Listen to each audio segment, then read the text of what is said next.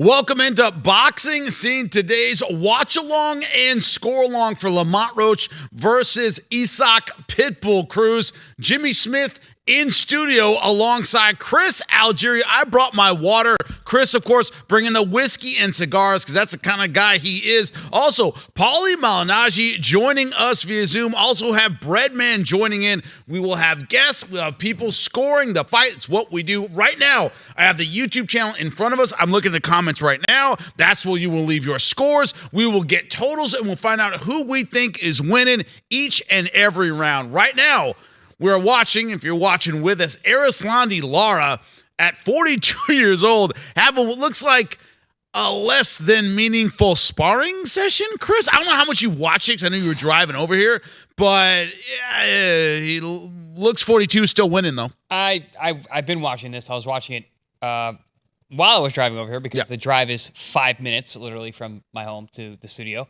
Lara is just, I mean, he's outclassing an overclassed opponent, like overmatched opponent. Gonzalez is a guy who's fought on our air before. Right. And he's a sub-championship level fighter. Simply put. Ta-da. So stepping in on short notice against a guy like Lara, even at 42 years old, he's performing exactly how you would expect. Right. Although I did expect Lara to get him out of here by now. It did knock him down in round one. He did.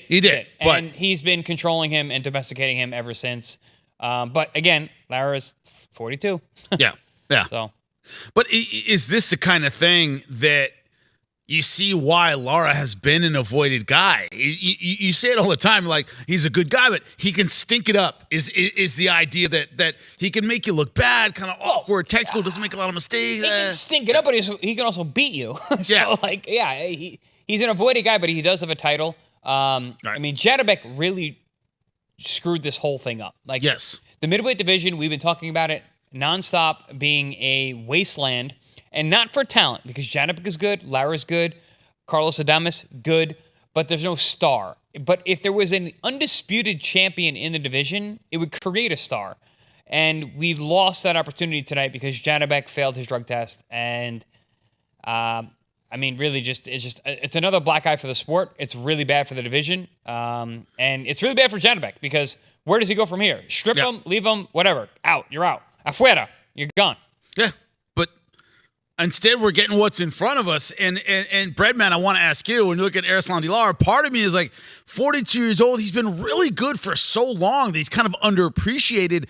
But you've seen this fight kind of why he's underappreciated. Technically very sound, but doesn't get out of his comfort zone to get the win, man.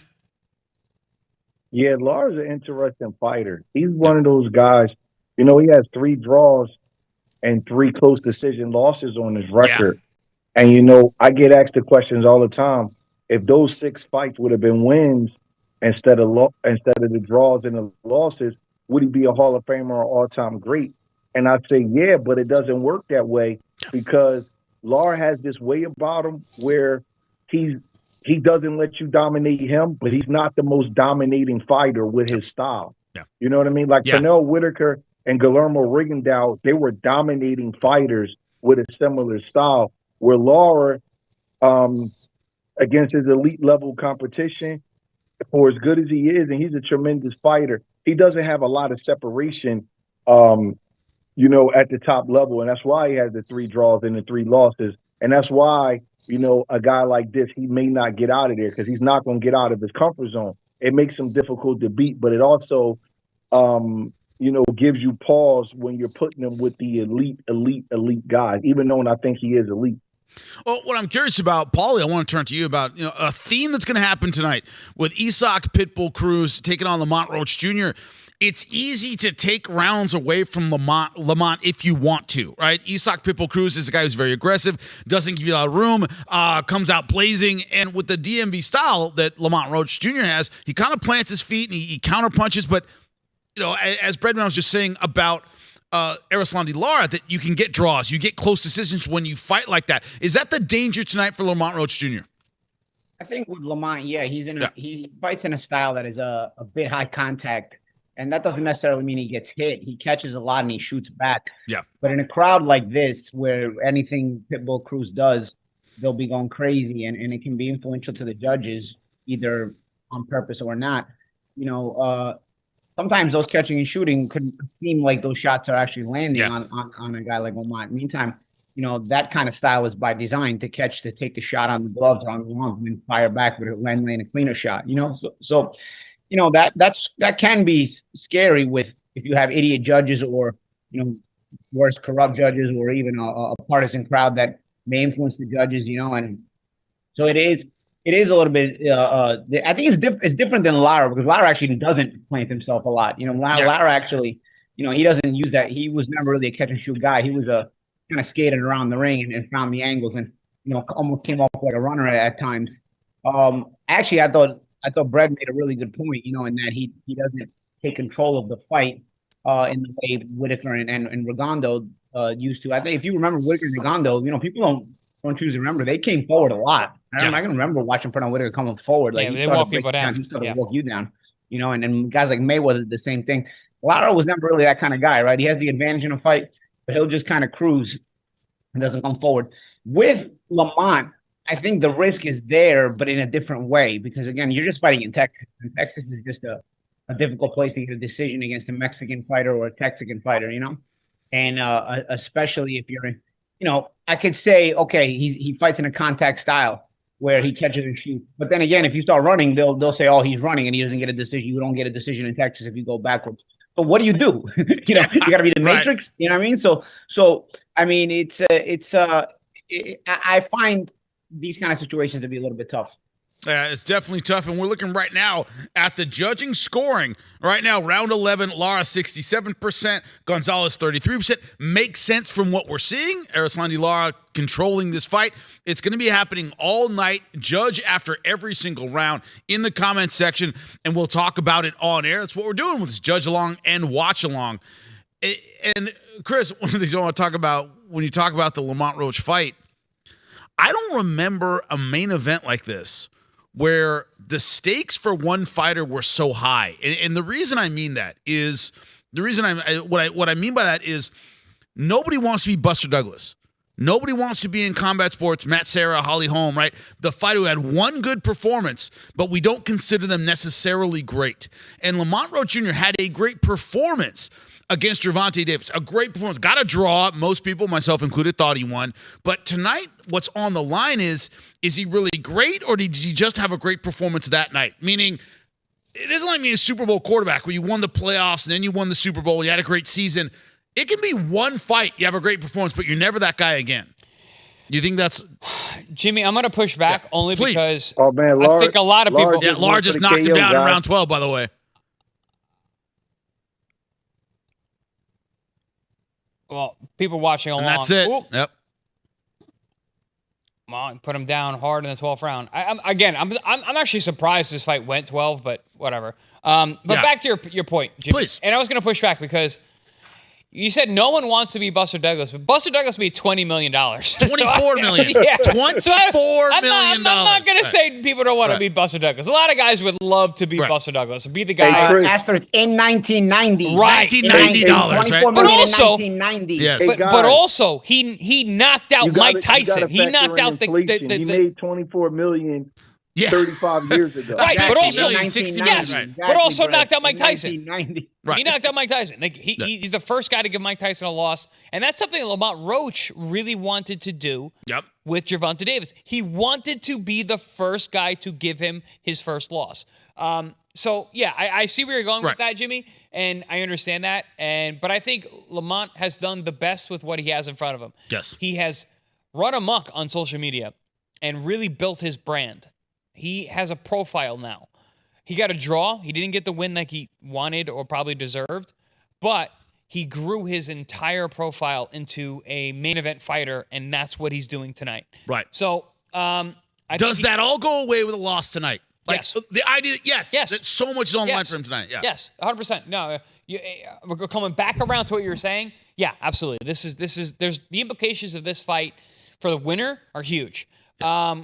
Cruz, I'm not going to say for whatever reason, because we know what the reason is. He's a fan-friendly Mexican fighter. He can lose. He's had bad performances. Right. But he's still loved. Lamont doesn't have that. Yeah. Doesn't have that leeway. He's got to win tonight. Yeah. Breadman, is this how you see it? Kind of like a very loaded main event tonight. Lamont Roach cannot afford to lose in the way Isak Pitbull Cruz, as a come-forward Mexican fighter, can afford to lose. I agree. Yeah. Lamont is in a tough spot with a lot of pressure on him, in a weird kind of way, because he just can't afford. First of all, he's the favorite in the fight. 2.5 to 1. He will look like he was a guy that got a little bit lucky against Tank, or was like a style thing, and he knew him from the DMV area.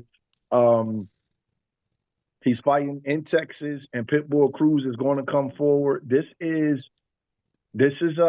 could be a trap fight, as they like to say, and I don't like using that term, but it could be. When you look at it too, Paulie, I mean, this idea that Rayo Valenzuela, of course, outboxed Isak Pitbull Cruz, made him look pedestrian in that fight. So, yeah, please. This idea, Paulie, that Rayo Valenzuela was able to outbox Isak Cruz, is Lamont Roach looking at that? Is that the kind of the blueprint we're looking at here as we're looking at Sugar Shane?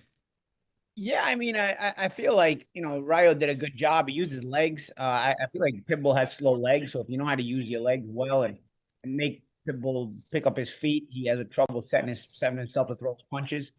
I've never seen Lamont as a real mover, though. That's the only thing. He not that he cannot adjust, and not that he may not have trained to fight a different kind of fight.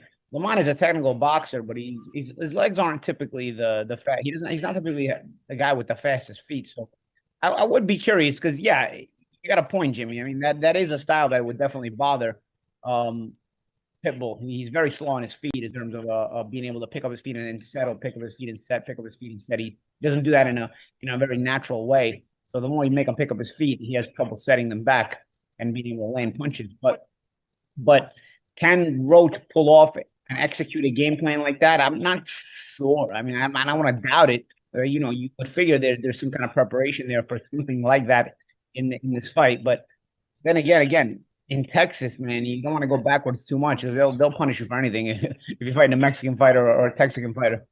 And bring it in. Hey guys, can you turn down the volume of the PBC telecast, because I can't hear Paulie as well? Gotcha. Producers can definitely do that. And I gotta introduce another great boxing mind we have. He's been on, Coach Bob, with us before, talking about the fights and not just the fights and his stable of fighters, but also some great insights, great stuff.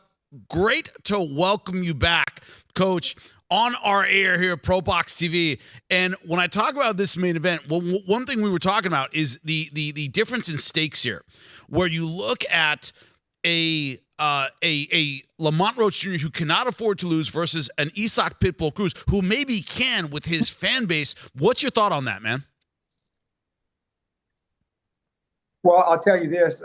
Lamont Roach, I think he has a lot more to lose than Pitbull Cruz, because like you said, Pitbull has a stable fan base that's going to stay behind him regardless of what the situation is. Lamont Roach, he's got to stay victorious. He's got to prove that he's at that elite level. And it's going to be a huge, huge opportunity for him tonight.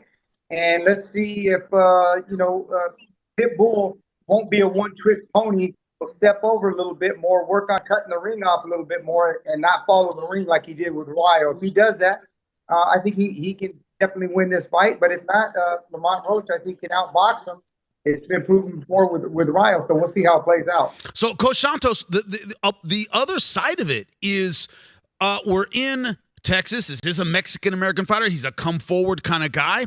Does the thought of the crowd and the judges have to be on the mind of Lamont Roach Jr. a little more than would be in another place against another fighter? I think it has to be. I think, everything is relative in sports, right? So the home field advantage, it plays a role. There's a reason the right field is so short in Yankee Stadium, and they got 6-7 guys in the lineup that are left-handed. So, you got to factor those things in as a coach. All things are not always equal. And in Texas, a lot of times they like the effective aggressor. They like the guy who presses forward. And I think if he doesn't take that in consideration, he can find himself on the short end of the stick. All right, we're getting ready for Stephen Fulton versus Oshaki Foster. let us know in the comment section how you are voting. We will have it tallied up, and I'll be able to reference it on camera, on air. We can talk about it. We have one chat here, a super chat from Matt Borgeson 1. Let me bring this up. If Oshaki doesn't cut his hair tonight, he will have trouble against Fulton. He has to cut it mid-fight. I reckon it does happen. Chris, we bring this up a lot. When a fighter has hair, and by the way, gorgeous hair tonight, as always, Chris, you can see when they get hit in a way that you can't. Even when fighters with hair slip, punching and not really getting hit, it looks visually like they're getting hit. I never recommend fighters have hair. Chris, you said the same thing. Yeah, I said it most famously during Devin Haney versus Lomachenko. Yeah. Devin had like a lot of hair that night, and it moved a lot during the fight. And I was there that night, and I tweeted about it, and people are like coming down. I mean, like, what? No, it does matter. It's more dramatic. You get the spray. You get the water, the sweat splashing when you get hit. Even when you block a shot, you get that flack, boom, and then the hair sprays. It looks like you're getting hit harder than you actually are. So it definitely does matter because perception is reality. Yeah. And this is a subjective sport, the way that we're judged. So I think it's silly to take any chances in a close fight to have hair that could affect scoring. And by the way, for people who are tuning in now, Coach Bob Santos and Coach Breadman will both be scoring the fights as well. So I have graphics with their scorecards up when it comes to the co-main and main. Co-main about to start now. And of course, Stephen Fulton missing weight by 2 pounds. So it won't be a title fight on his end. But this idea that you come in 2 pounds over, as a weight cutter yourself in wrestling, all the combat sports you've done, it usually means a lack of preparation or a late illness. Something went a little wrong at the end of camp most times. Fair or not, Chris? Yes, something went wrong. And he's also moving up in weight. So this is really... That's weird. Weird. Yeah. Yeah, it's a really weird situation. I saw him do some interviews this week, and he looked drained, dry, like he's been cutting weight. And then we did make weight. I was like, that makes sense because I saw him looking dry and complaining about the weight. But it's interesting that this is his third weight class in 5 fights. And he used to fight at 122. Yeah. This is 130. He can't make 130 all of a sudden? That's very, very strange. So Breadman, let me ask you as a coach, some guys bulk up a little too much going up in weight. I've seen it happen in various combat sports where a guy moving up in weight class will add a little too much muscle. They think they need a little bit too much. Could that have been the problem here? You know what? Honestly, I don't know. I see them from time to time in the gym. Yeah. And I've known Stephen Fulton for the last 15 years. And to see, I was kind of shocked to know that he didn't make weight. I don't really know. I don't want to give him any excuses, and I don't want to criticize him if I don't know he was injured or sick or whatever. But I have no idea how that could happen because this is his third weight class. So I don't know. Maybe he was a little sick or injured, or maybe he just kind of didn't. Sometimes how if somebody asks you to do something, they say you got a week to do it, and you may take your time and do it at the last minute. Yeah. Maybe he thought that the weight would be a little bit easier because he wasn't cutting down to 22 or 26. Yeah, but Breadman, he's a pro. And maybe miscalculated. I can't imagine that. He's a pro. He's been doing this a long time. It's again third weight class. I have to think it's like you said, like he's either sick or something was wrong, which makes me go back on my pick. Because really? I was picking Oshaki for the last couple weeks, and then this week I'm like, you know what? I can't go against Cool Boy Steph. I got Cool Boy Steph, and then it doesn't make weight. And I'm like, damn it. When made you go back? No, I'm locked in now. I'm with Fulton, but it made me think twice. Coach Santos, you had a comment? You were saying something? Go ahead, man. Well, to Breadman's point, it would almost seem that, like you said, he might have had a little bit of problem, maybe a sickness in the camp where he had to stop camp for a little bit, couldn't maintain running or something of that nature because it's not like him to miss weight.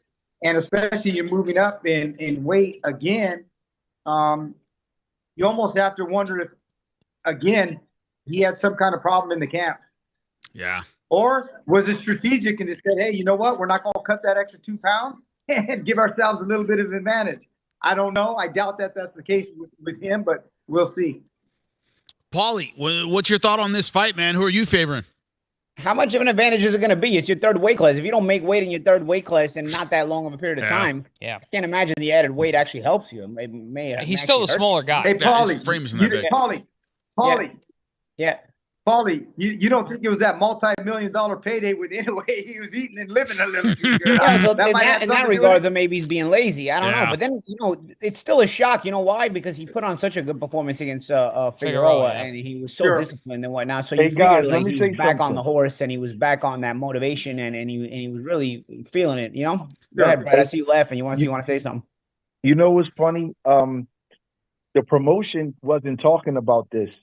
But I had mentioned it on Twitter that Fulton had a chance to be the first 3-division champion in the history of Philadelphia.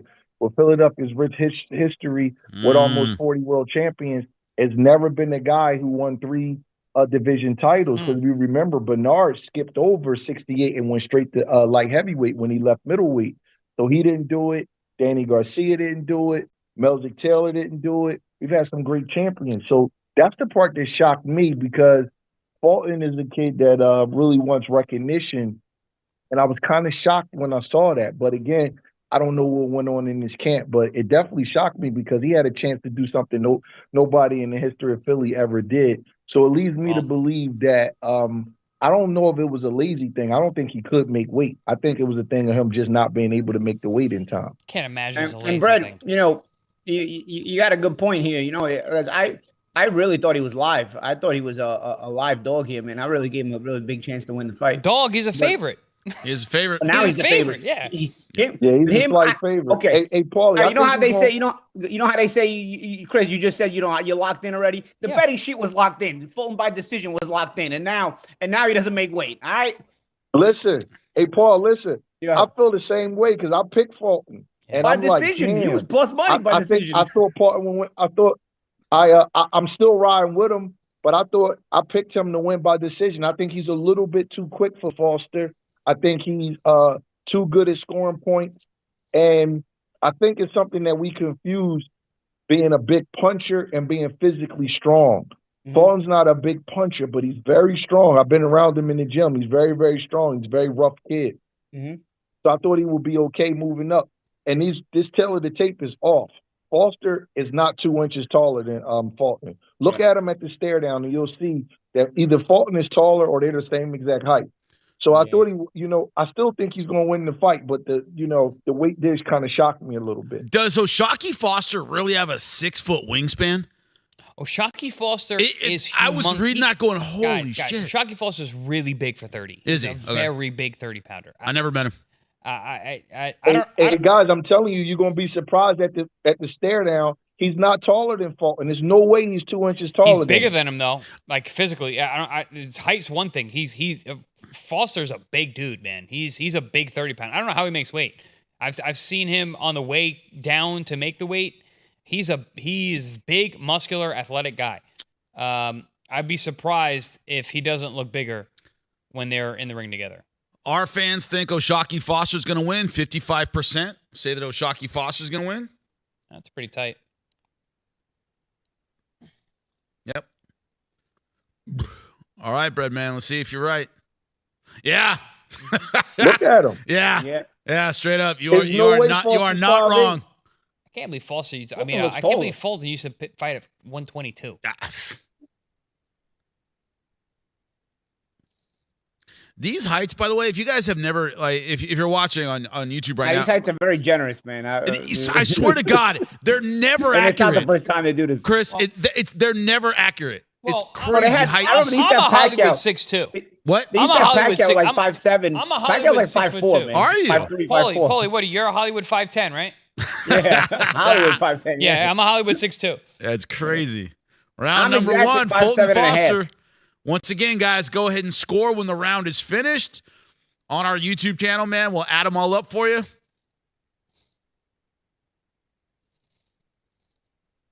Coaches. Coach Santos, Breadman, you guys are going to be scoring for us. We appreciate it. Yep. I'm not scoring anything tonight. I'm watching and enjoying with the fans. Thank God. Bro, I can't get over these Fulton outfits, bro. These the Chucks and Tims, bro. These Fulton outfits. Fulton, I love it, man. I love it. I can't get over it. I became an instant fan when I saw that.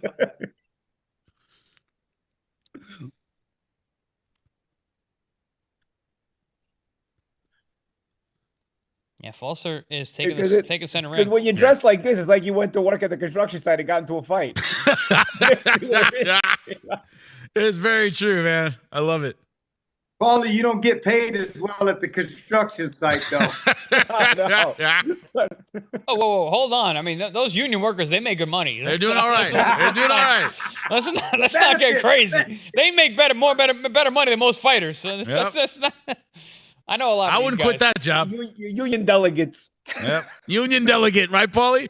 Every cousin of Paul is a union delegate. Is an interesting way to put that. Yeah, union delegate. You pointed out, Chris Foster taking the center, man. Yeah, no, he's the bigger guy. This is his weight class. Smart idea for him to take center ring and be like, hey, you got to come get my title. My concern with Foster is he does just enough to allow judges to give his opponent the rounds. Yeah, that's been a problem. And I think Fulton can fill in those gaps. That's where I see Fulton winning this fight. Yeah, Fulton's not the busiest guy, and Fulton can take advantage of that. And Fulton fills gaps. That's what he does, and he's very good at that. In MMA, it was Yoel Romero who would explode for half a round. Yeah, but and then take half a round off, and you're like, let the other guy back in it.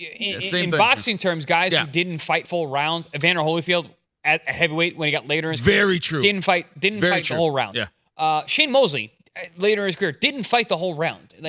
You can win rounds without fighting the entire round. We just saw Lara. Would win 2 minutes of a round. But B-Hop was really busy with his feet and his feints. Yes. And I think the guys we were talking about weren't. You know what, guys? Please, Breadman, go ahead. Let me say this, because people say this about one of my favorite fighters, Sugar Ray Leonard, that he didn't fight the whole round versus Marvin Hagler. But when you're moving and using ring generalship and using your defense and using other things, you don't have to throw a million punches to fight the whole round. There's a lot more to fighting than just throwing a million punches in the round. Well, Breadman, people don't understand what ring generalship is. It is the lost art of boxing. Fans do not understand what ring generalship is. Being able to control a ring. Judges understand that. No, well, judges forget it. They're worse than most fans. All right. Do we have to give our scores at the end of every round? That's what I said. That's what I was about to ask. Coaches, what do you think, man, so far? I'm going to give that round 10-9 Fulton. 10-9 Fulton? Yeah. Coach Santos, what do you say? I think Foster, 10-9. He took the center of the ring. No. Let's go. All right. I like that. Are we keeping score? We've been keeping score. I don't want. They're keeping score. They're keeping score on the YouTube channel, so I don't have to do it myself. I'm not doing that math sitting here. Are you kidding me? That's the thing, man. Foster doesn't get busy though, man. A lot of posing on Foster. Hey Bob, what is taking the center of the ring got to do with who landed the most punches and who won the round? To me, I don't know that he did land the most punches. But Bob likes them strong guys, man. I wish judges could argue with each other mid-fight. That would be like so this. great. This I would really love good. that. Our fans have it. Foster 61%, Fulton 39%. Once again, we appreciate all the fans who are voting right now, but they think Coach Shockey Foster. They agree with Coach Santos. Oof. Well, Shockey is. I mean, he's a big, athletic dude. Yeah. He's taking center ring. He's asserting himself here in round two. Once again, easy to see, right? It's always easy to see who takes the center and who moves forward. Shockey's one of those guys. I rate him very highly, but he's been underwhelming. Yeah, for what he can do. I've been waiting for him to really show what he has. Maybe tonight's the night. There you go.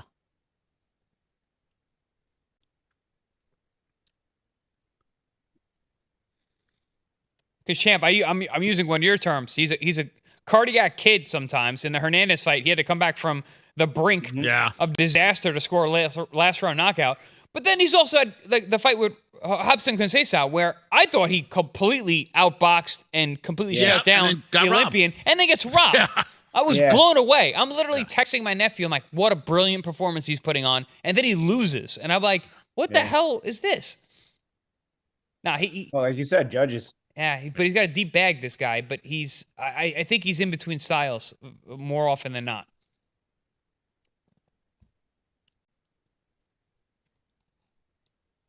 Looking good here in round 2, though. Yeah.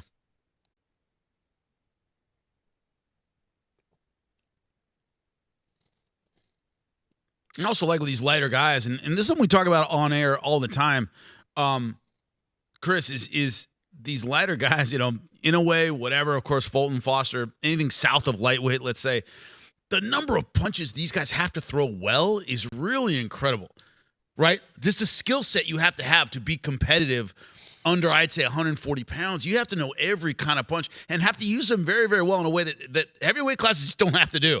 It's really amazing to see. Yeah, for me. But there's transitions. I think the 30s, there's a transition. Yeah. Under 30, yes. Yeah. Punches and bunches, tons of punches. At 30, though, I think guys get a little bigger. They get a little more settled in. We're seeing that right here. 35, we see that too. 40, guys start hitting really hard. In the 40s, power becomes a big issue. Yeah. But yeah, no, I think in the 30s you see guys start to settle in more, and you see styles like these two guys start to dominate. Yeah. Notice a couple of times Fulton has tried that loopy right hand after a jab or two. You know, I don't know why he's not throwing it straight. I don't know if he thinks he sees something with that loopy right hand. He's been doing that all night, but it doesn't look. 10-9 on Shockey Foster. Yeah. Round 2. What do you guys get? What do you have, Breadman? It was you, Foster?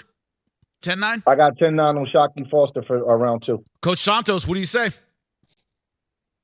Again, I thought Foster won the round, center of the ring, controlled him with the jab, and he was more effective in dictating the pace of the round. Well, our fans have it. The poll is complete. Fulton, 73%. Foster's 27%. I thought Oshaki Foster as well. I thought he controlled the center even better in round 2. Definitely he did. Yeah. Coach saying, back him off. Let your hands go. Gary Russell Jr., there he is. Yep. A good coach as well as Gary Russell. Yeah.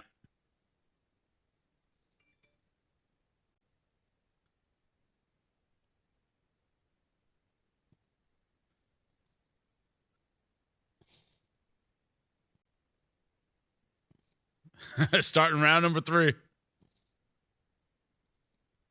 Good commentary team tonight. Yeah. I like Brian Campbell quite a bit. Morrow. I used to work with Morrow myself. Paulie, I know you did at Showtime. You know what, guys? Don't be surprised if Fulton goes on the inside with Foster.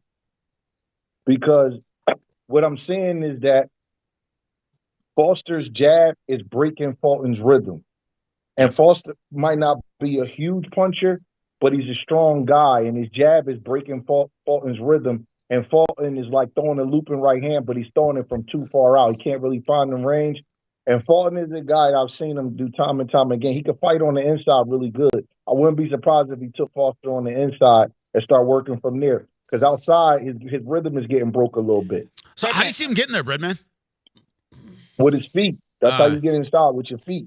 Breadman, are you surprised with how well Foster is boxing on the outside? I thought in an IQ, I thought in a straight IQ fight that it would be Fulton's game, but Foster's looking really good. Well, it's still early, but sometimes, you know, a guy can just throw you off with just something little. At the timing of his jab, that's breaking. We call Fulton Scooter in Philly. Yeah. The timing of Foster's jab is breaking Scooter's rhythm a little bit.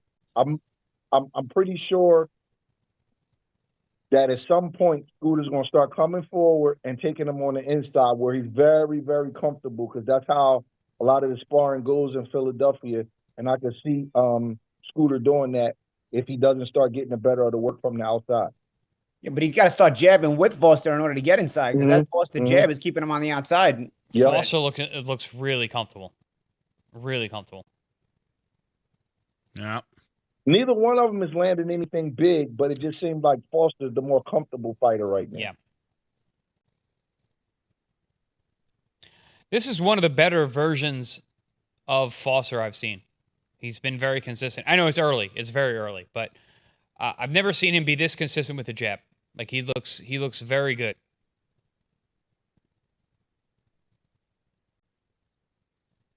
You see Fulton's trying to come forward a little bit now. He's gonna start inching up on him a little bit. He's trying, but Foster's backing him up. Jab to get in though, man. Because Foster's gonna offset him with that jab.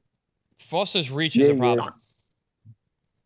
He's got a nice little tick-tock side to side. He's going high-low. The jab it's unpredictable. Foster's jab so far. I'm gonna give that round to Oshaki too. So he's probably up 2-1. Coach Santos, same thing. Definitely, I got Foster. To me, little by little, he's starting to take this fight over. And if this guy doesn't turn around in this next round, get himself back in the fight, he's going to be in some serious trouble. He's digging himself a hole. Look at Foster's face. He looks real comfortable. Locked in. The poll is complete from our viewers, and it is Foster 53%, Fulton 47%. Crowd agrees with you, gentlemen.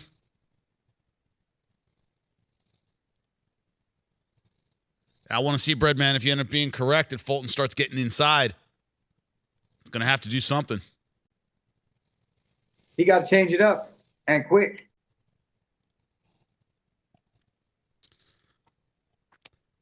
Well, we got a question from Showtime 3314. Where's the pizza? We're staying lean, guys. Holidays are coming. That's, Chris brought his cigar and his whiskey, right? He doesn't want to interrupt that with any pizza. I would love some pizza right now. What's going on right now? Yeah, send somebody out for some pizza. Producer Art, what is up? Thank you. Paulie's not here, so Paulie's not here. All Paulie does is bitch about the pizza, by the way. Correct. That's this isn't that good. I'm like, dude, why bring this New Yorker's attitude about pizza? We just gotta find a brick oven place and they make up the difference. There's one in Fort Lauderdale. I know the spot. There's one in Delray as well. Once again, Foster being the bully. Controlling the pace, man. I mean, a bunch of our producers, we got a bunch of Latin guys, but they don't smoke cigars, apparently. So I'm the only cigar smoker here. Really? Apparently. That's crazy.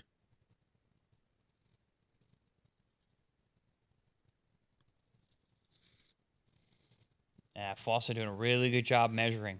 Really good job. He's not fighting like the bigger man, and I think that's a really good move from a guy who's controlling space in his weight class. Our viewers right now talking about Fulton just getting outboxed tonight. Foster doing great work with the lead hand. And once again, southpaw. Mm-hmm. Oh, here comes Fulton, though. Like you said, Brad, man, he's trying to close that distance. Come forward and hustle a little bit.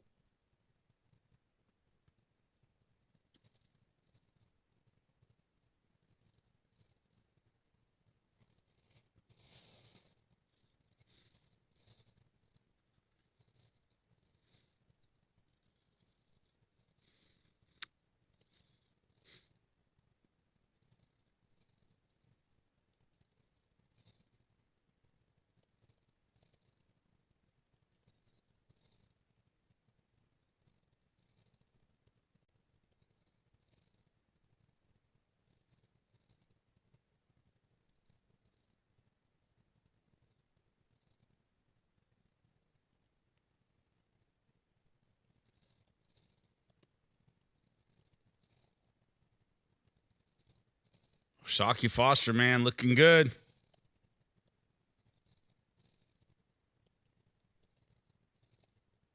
Foster's right hand hasn't stopped moving once. Good comment from Musty Mode. Nah, just super consistent, very sharp. Yeah. Controlling the distance, manipulating the space really well. This is ring generalship. We talked about that earlier. Great straight punches.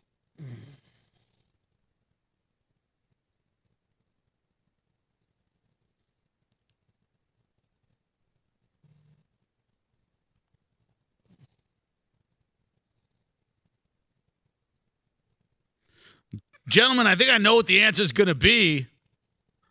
What's your scorecards, Breadman? Coach Santos? I got O'Shaquie Foster winning that round. I got Foster again, and I think again, Fulton needs to start mixing his jab up. Start shooting a shotgun jab, mixing it up, vary the jab, up, down, move a little more head, move a little bit creepy, using your feet a little bit more, like Breadman said, up and down with the jab. He's getting too one-dimensional.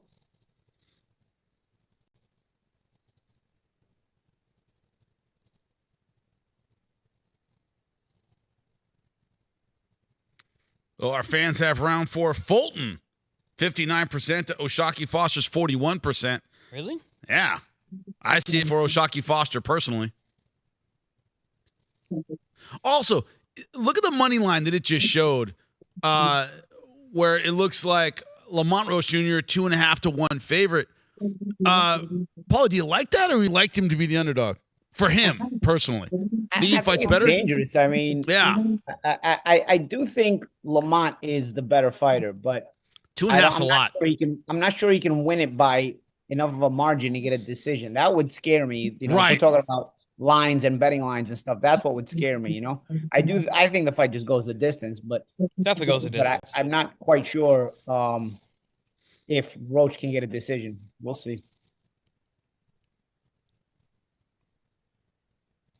Yeah, so Lamont has shown a fantastic chin.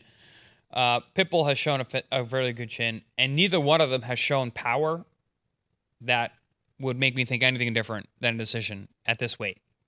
Yeah. I mean, look at round number 5, and Foster doing the same thing. Doing well with the jab, doing well with the straight punches. And so few southpaws have a great jab, and Foster's really using it well. Fulton's having a really hard time. Yeah. You see him trying different things. Breadman, I'm waiting for him to do what you're saying, is to get on the inside. He's still trying to box on the outside, and it's not working out. I think he wants to come forward, but Foster's a strong guy, and he's throwing those hard, straight punches. And sometimes you can kind of tame a guy and not so much hurt him, but you can tame him and let him know, like, you know, you're not going to just be able to run up in here. And that's kind of what I see that Foster's doing. I call that domesticating. Yeah.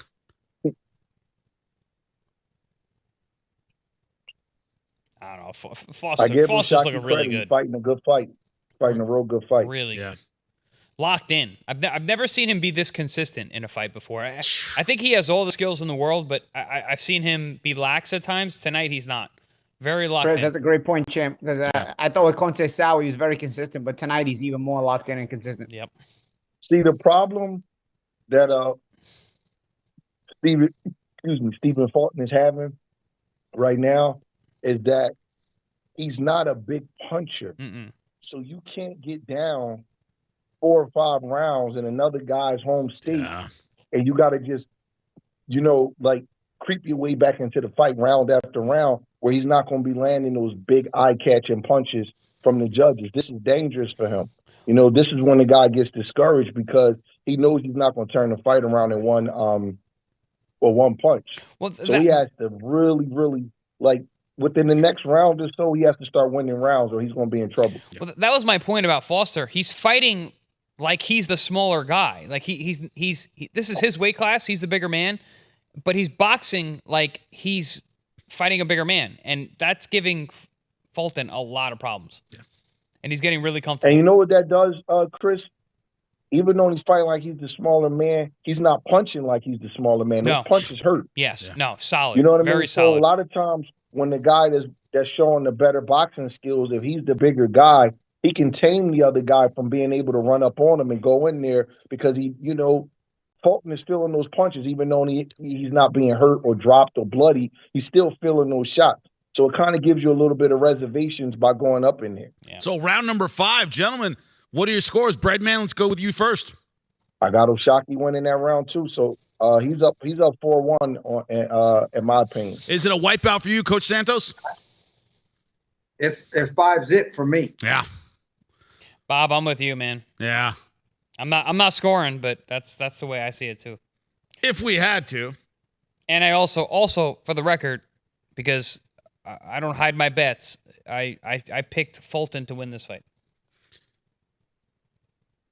Yeah, but getting back to him not missing weight with that 2 pounds, and he's looking lackadaisical now. You got to wonder, did he have an injury in the calf? In the calf? I mean, he's looking really, really flat. Bob, I did my podcast, and I flip flopped. I'm a flip flopper. I do it all the time. I flip flopped, and I was like, you know what? I'm going with Fulton. I can't bet against him again because I bet against him against Figueroa, and it made me look stupid. So I'm not doing it again because I've been doing Fulton for the last 3 weeks. And then in my podcast, I said Fulton's the guy, and then as I finished my podcast, he didn't make weight, and I'm like, God damn it!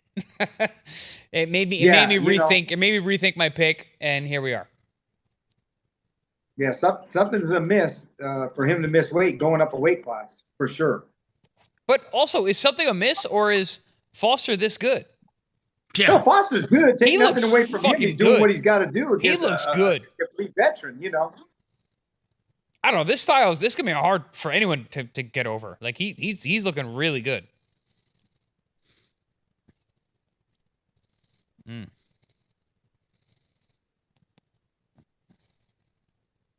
And generally, I think that Foster, I said this at the top of the show, that he allows judges to give his opponents rounds. I don't see that here. He's been not tonight. Not tonight. No. He's been very thorough. Sharp left when he throws it too. Great feints too. Yeah. He's just everything.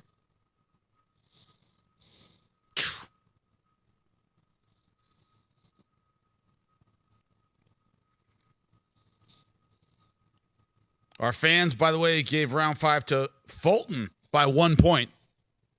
I don't know how you see that because I think Foster's controlling this fight.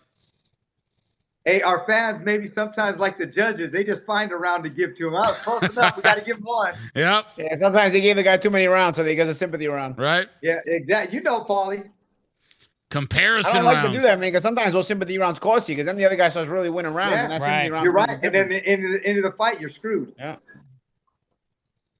Unfortunately, it shouldn't happen, but it's human nature, and sometimes it does. Yeah.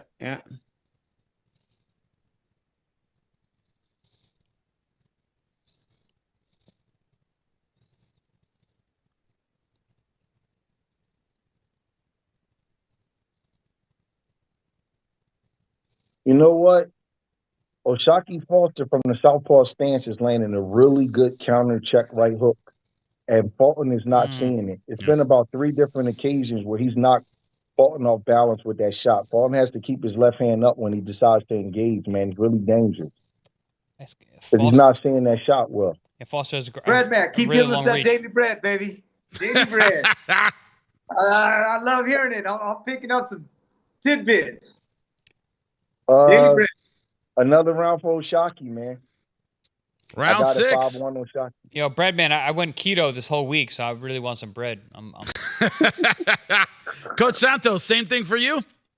Another round for Oshaki Foster? Again, and Breadman was right on the money. He's doing a great job with that lead hand. Yeah. Yeah, and when he turned in southpaw, he's throwing a really good check hook. I've watched Fulton trip over his foot about 3 or 4 times, but that check hook is slapping him right on the side of his ear. He got to be careful. In the next couple of rounds, that shot will start having more of an effect. That straight left ain't bad either. Well, it looks like the sympathy rounds are over. Round number 6, Foster 69%, Fulton 31%, according to our fans. Fulton's making a statement here tonight. He said, "You're coming to my weight class." Foster. Excuse me. Yeah, thank you. No problem. The F name. It's the whiskey. I got you. No, it's the whiskey. I get you. No, it's. He's like, no, I can be drunk and call fights. No problem. Oh, yeah, I've done it every day of my life. No, done it for years. Foster is taking this like, you're coming to my weight class. Yeah. This is my weight class. This is my belt. You're not coming here and taking my belt. I think even listening to him going into this fight, he has a chip on his shoulder. And I think he takes offense to the fact that Fulton's trying to come up and take his belt. But it's one of those things, Paulie, and we say it on air sometimes, if I had this guy's build, I'd be undefeated, where somebody has a particular physical gift and they don't use it properly. And it's so frustrating from the outside if you didn't necessarily have that kind of physical gift. Foster's got the build to jab all day, and the fact that he's doing it so well, he's just boxing like a guy with a 6-foot wingspan. Am I wrong? No, you're not wrong at all. And it actually makes you say, why doesn't he this consistent? Right. Yeah. Because he's got a very good fighter in front of him. Yes, Fulton didn't make weight. Fulton, you can criticize Fulton for, the way he showed up tonight, but still Stephen Fulton, who has a big resume, and this is so far a career best performance on the part of O'Shaquie Foster. Champ, to me, I just think he's putting it all together because I've seen flashes of him looking phenomenal. I thought that the Robson Conceição fights, both of them, were really impressive because Conceição he's a motherfucker, man. He is so difficult to deal with, and I thought O'Shaquie dominated him for 24 rounds. And yes, he lost the first one somehow, and even the second one was a split decision, which I don't know how that was either. But I think he's just being really consistent tonight. Look at the way he's controlling the space in the ring. He's been so busy with the lead hand. He's putting it all together. This guy's a problem. Fulton is a bigger name than Conceição, so this is going to be a praise bringing performance on the part of Foster. Bigger name, but not necessarily a more difficult guy. Because Conceição is a nightmare. But, like you said, gold medal winner is reality. Yes, multiple-time gold medal winner. And for the record, have you guys ever been around Robson Conceição? He is humongous. He's my height. Really? Fights at 130. See that check hook again? Yeah. He's 5'11". He fights at 130. Robson Conceição. Foster just landed another check hook on the side of Fulton's ear, man. A couple who have asked in the chat, and I think it's certainly worth asking. Gwendolyn Walker 580 asked, did Fulton just not take this guy seriously? Is there an idea that no, that's crazy. Because of the inconsistency that he wasn't taking him seriously? No, that's crazy. Yeah. You're going in your third weight class and you're fighting the guy at 130. In a huge fight, yeah. Yeah. Shock is the guy to beat at 130. There's no question. You can see why in this fight. Doing a fantastic job. That round was job. Slightly better for Fulton, but I'm going to still give it to O'Shaquie. Coach Santos, what are your thoughts, man? I got Foster pitching a shutout. Yeah. Same. I know it won't be like that on the scorecards, obviously, because I do believe sometimes these guys get sympathy round, but if you just going hard down the line, it's a shutout. And he's laughing, joking, and smiling. Ooh, yeah. I got a interesting chat here. The potbelly at the weigh-in told us all we needed to know. Yeah. That's not a good. Well, round 7, Foster 61%, Fulton 39%, according to our viewers. O'Shaquie Foster, another round for him.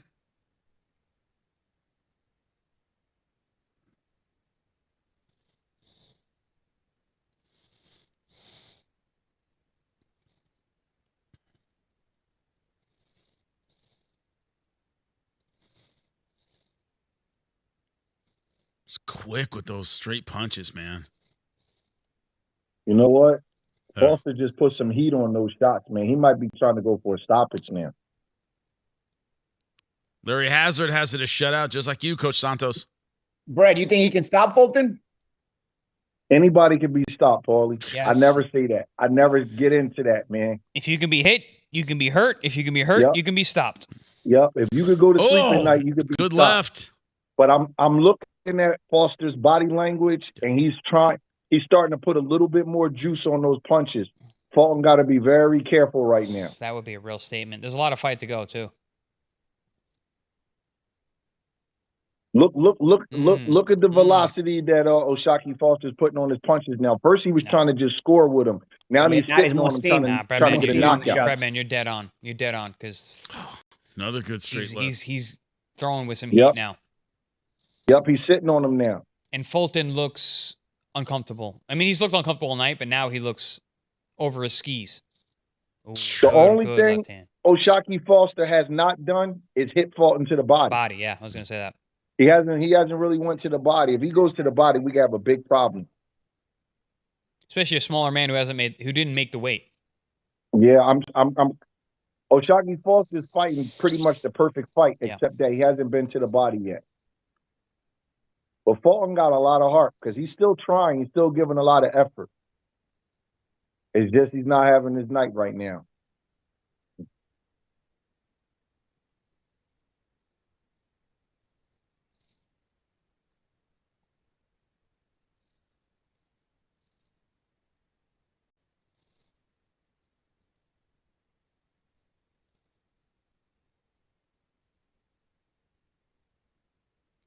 I think this is the performance that Fulton needed for people to realize how good he actually is. Foster. Yes, Foster. Yes. God damn it. So, Paulie, what you eating, man? Hot peppers. I'm just gonna call him shot. Cheese and crackers. There you go. Cheese and crackers. And hot peppers. I made Vietnamese pho today. Oh, so good. So, yeah. Love that stuff. Slow cooked Hey, Chris, the beef you're a bones. chef, right? Yeah, amateur. Yes. What'd you make? I made Vietnamese pho. Oh, how was it? Oh, fantastic! It's I use the beef bones. I do marrow bones, oxtail. Oh man. And brisket. Cook for 4.5 hours. Slow cook. Make the broth. Very, very good. Right before I got here. Coaches, what scores are you cooking up? Breadman, once again, Oshaki Foster. Another round for Oshaki. Coach Santos? It's a shutout. And I'm really perplexed because, it's one thing to pick one guy to win or another guy to win. But for me to see him losing this many rounds is perplexing to me. Bob, I agree with you because this on paper was a 50-50 fight, right? And then you got a guy just running away with it. I mean, I was flip-flopping on this for weeks.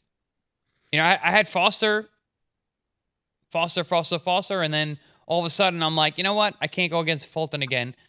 This guy always messes me up. I bet against him. He makes me look like a fool. I bet for him, and he also makes me look like a fool. But our fans have round 8. Foster 60%, Fulton 40%, 60-40. Oh, look at these numbers. And, look at the punches landed. Numbers. I mean, wow. Round 1 is the only close one. I mean, I know Paulie loves CompuBox, so yeah, huge fan of CompuBox. Look at that, 111. No comment. Hey, Paulie, by the way, I was with your buddy Juan Diaz tonight. Oh, boy. How's he doing, man? He's doing great because he brought the WBA title to Puro Mexico. Isaac Lucero, my Mexican, had a huge win tonight. Very nice. Juan, he was a guy. He went to college, right? Like he had like a degree. Like wasn't he like studying law? Yeah. Did he ever do anything with that? Nah, but he opened up I heard he opened up a very successful construction company. He had like 100 semi trucks or something. Oh, good for him. And big trucking company. The guy's super successful. Like literally like 100. I heard they told me like 100 semis he had. Yeah, it's insane. Oh, that's good for awesome, him. That's man. awesome. That's God awesome. damn it, I love hearing. Oh, nice left hook. Fighters doing well.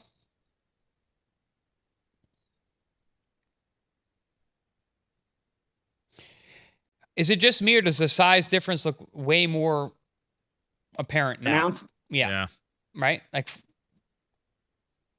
Shock looks Fulton, way bigger. Fulton is not the most cut guy in the world, but Foster looks like he has he just looks like the stronger, more physical man right now. He looks like a real 30-pounder. He's and he actually looks leaner than I've seen him. He looks like he came in leaner for this fight because he knew he needed to box tonight.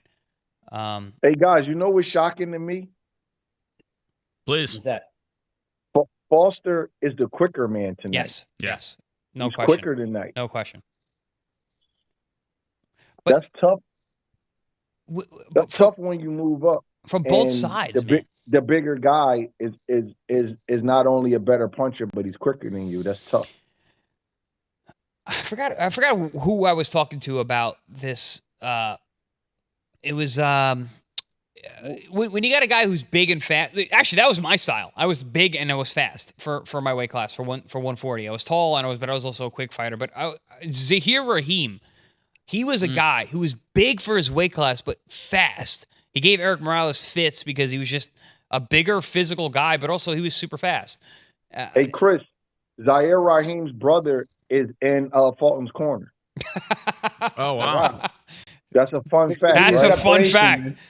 So if you look at the corner rundown, his name is Wahid Rahim. He's one of Fulton's trainers.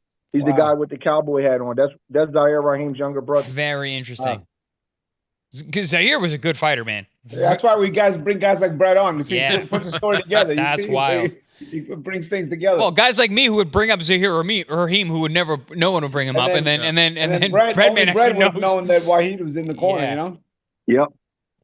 Hey, speaking of which, I got a story for that with Zahir Reem. I'll never forget it. After he won the fight with Morales, they get in the locker room and everybody, I mean, when they got in the press conference, everybody thought, well, the Pacquiao fight's off. And Bob Arum was like, who cares? We're doing the Pacquiao fight. I'll never forget it. And nobody could believe it. All right, you can't tell Bob nothing. Round 9 is in the books. What are your scorecards, Breadman? Another round for Shockey, man. I got to call it how I see it. Same thing. Coach Santos, still a shutout to you? Yeah, I got it a shutout. I still got it a shutout. He's pitching a no-hitter tonight. Damn. That was like when Mayweather and Zab were going to fight, and then Baldomir beat Zab. Yeah, and they did it anyway. They were like, we're going to make the fight anyway. And the IBF went one further and be like, you know what? We're not even going to give the belt to Baldomir. We're just going to keep the title on the line. I'll give you the opposite. I'll give you the opposite. Hey, Paulie, you're exactly right. That was for the IBF title. Yeah. I had a fight party that night, and I said, God damn, Zab just lost, and he kept the IBF title. I'll give you the opposite. The opposite story was when I lost to Pacquiao, my very first fight back was Amir Khan.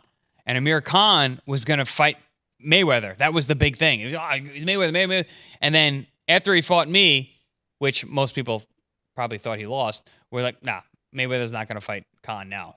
It just that even though he won the fight, they still didn't give him the opportunity.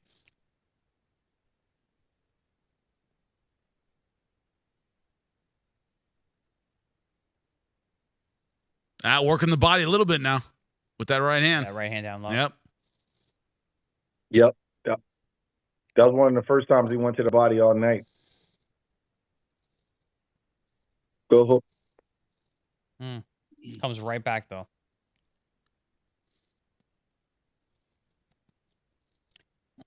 Oshak never stopped moving his shoulders all night tonight. Yep. And he's doing what you call keeping the jab on him. He's constantly jabbing. He's constantly jabbing. Well, from both sides. It's a lead hand. Yep, from both sides. He has a real – so Fulton is like he's always occupied trying to defend that jab and close the distance. He's got no answer tonight. Halfway through round 10, and Foster had been having his way since round 1. Talk about over your skis, Chris. Expression used all the time. He just threw a couple big punches, ended up in the ropes. Yeah, he's not. He's out of his depth right now. Shock is putting on a masterclass. Yeah. Against a very good fighter. Oof.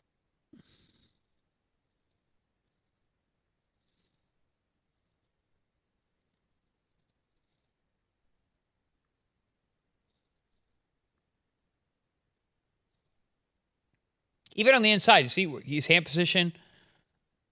It's just thorough is what comes to mind. Oh, good jab there by. Oh.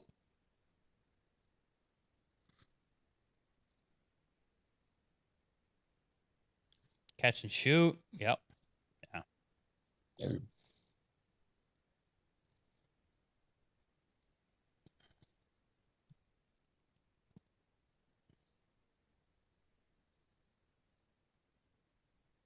Man. Another Those round numbers for, are just one-sided. Oh, Shock. This version of Shock, man, he's a problem. I have to ask, even though I already know what the answer is going to be. Breadman, another round for Shockey Foster? Oof. Yes. Shutout for you, Coach Santos? Shutout for me. But, one thing that, you think about Inoue, who was able to stop Fulton. Yeah. Man, you got to wonder what kind of punchy power does that guy really have? Seriously. Nah, he's different. Yeah. Hey, Inoue's not from got to this be world, right, man. Because Foster's having a great fight, but boy, that Inoue must have some. He really got dynamite in those hands. Hey, Bob, Inoue's not from this world, my man. He's from Japan. Planet, bro. I'm gonna go get me some udon soup. I want to get some of that Japanese power, baby. Man, if Inoue, teriyaki. If Inoue fought at 147 pounds, if he fought at 147 pounds, seriously, people might, he might be considered the best fighter in the world. Yeah. He might be considered the best fighter ever. Yeah. It's insane how good he is. Round 10 to our viewers, by the way, Foster, 81%. Yeah. And Bob, the way he fights, he's looking to fuck you up. And he's active. He's active. Yes. Not like he fights 4 times a year. One challenge per year. He fights 4 times a year. It's insane. That's different. But he fights top competition 4 times a year. That's what I'm saying. He's the Sugar Ray. The Sugar Ray Robinson of this era. He ain't gonna fight 160 times or 180 times like Sugar Ray Robinson. You know who else does that? You know who else does that? Bam Rodriguez. Yeah, Bam Rodriguez fights the tip-top competition every single fight. And makes him look like here we are. I'm here in San Antonio, his hometown. Yeah, fuck, I love San Antonio. Hey, I'll tell you guys something though. Fulton don't lack no heart. He's not. Has not stopped at all. No. He's nose bleeding. Kid. Hey, Brad. Does anybody from Philadelphia lack any heart? I mean, I think if I was just on a street corner with anybody from Philadelphia, you could get some. Good point, Bob. Yo, I may not should be saying this, but I seen Fulton have an issue with a kid. God rest his soul. The kid passed away not too long ago. He was a pro fighter, but they had like an issue online, and I watched them 2 kids get in the ring. One of the kids' trainer was Marty Schuler, and they got in the ring, and they tore it up. Like kind of like got everything off their chest and they didn't want to take it to the street. And the kid was a little bigger than Fulton and they went at it. I'm going to say maybe like 2 or 3 rounds and just walked out the ring like, okay, we got that off our chest. He's a very, very tough kid. He ain't going to stop trying. I watched him box welterweights and middleweights in the gyms, man. He's just a little over his head tonight. He said that, Brad, man. He was like, I can fight a welterweight. He said that. He's like, I can fight. Yeah, but Brad, I really believe, not taking nothing away from Foster, he's a great fighter, but missing weight by 2 pounds, something is amiss tonight. You can't lose this many rounds as quality a fighter as he is, and something is not right. I don't want to make his nose is busted. for the guy, but something's not right. You know what, Bob? The thing, I don't know if something is wrong with him. I don't I don't train him. I just see him in Philly, and I respect him. But I don't like to get into the excuses because you got to give the other guy credit. No, the fights are the fights. They make the fights. You break your hand in the first round is part of what it is. But, he's too good a guy not to win a few rounds in this fight. No matter how good Foster is. It doesn't seem like O'Shaquie Foster is this much better than him. I understand what you're saying. It doesn't seem like it should be this kind of separation. Well, it looks like the separation continues. Round 11, 1 more to go. Dang. Another round for O'Shaquie Foster, Coach Breadman? Yeah. O'Shaquie Foster. That's 10 rounds in a row. Yeah. Coach Santos, same for you? Yeah, again, I got him pitching a shutout. Our fans think so too. Foster 71%, Fulton 29%.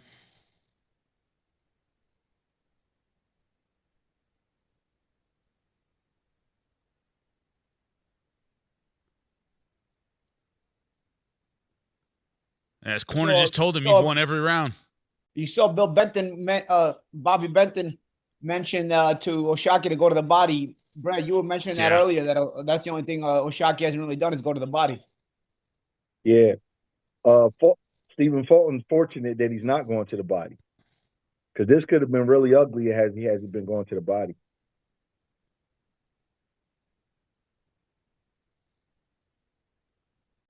Hey, Paulie, is it true that you're the only fighter ever that threw an up jab to the body? I don't know. I guess that's the what is it, the legend. Listen, this is no BS. One time we had a fight at the Barclay, and there was a kid in there. I forget his name. He said he knew you. And he said, Paulie Malignaggi is the only fighter in history that could throw an up jab to the body. Man, I got such a kick out of that, man. That's funny. You got to get those level changes in. Then it becomes an up jab. Yeah, Foster's still fighting aggressively, man. Yeah, his corner wants him to finish the fight strong. Yeah. I mean, they told him go to the body hard, actually. That's what I was saying. Bobby Benton was saying throw some hard body shots. He wants to see them in this final round.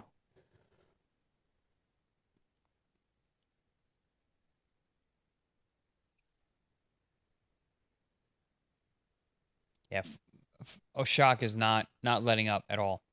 No, he's not. He's not. Good body shot there.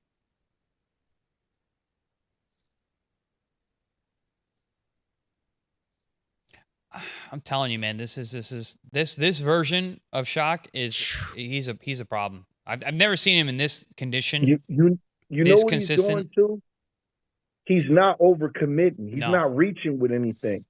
So Fulton will probably like it on the inside, but Foster is keeping Stephen Fulton on the end of his punches. So he's not reaching with anything. So he's not allowing Fulton to get the fight. Also, look at the way he's cutting off the ring. To get it at. He's making that ring real small. He's doing a great job cutting off. Yep.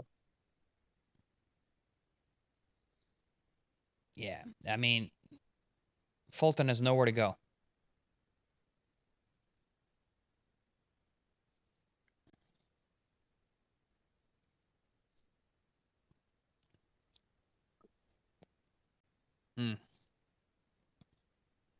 These last 3 rounds have been more dominant than ever.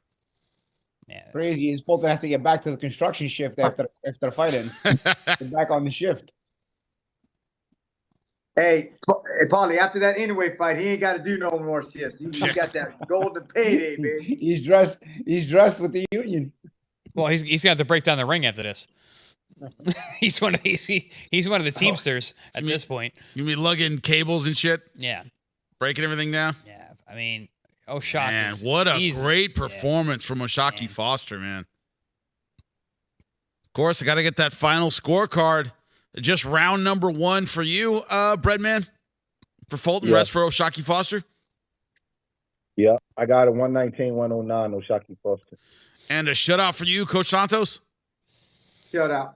Is there any question that he's the man to beat at 130? Not from what we're seeing tonight. Man, he looks fantastic.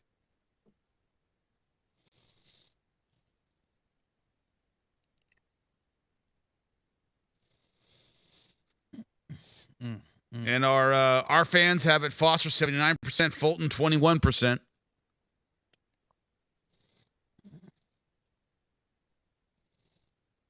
I'm getting texts saying Foster's a bad motherfucker. Yeah. Yeah.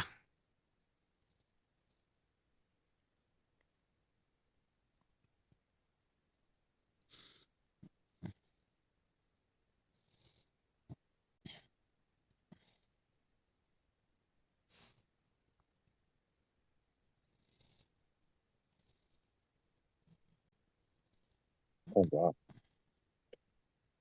Man, 41% to 18% of power. Outlanded him more than 3-1 in power punches. Yeah, I mean, dominant, no question.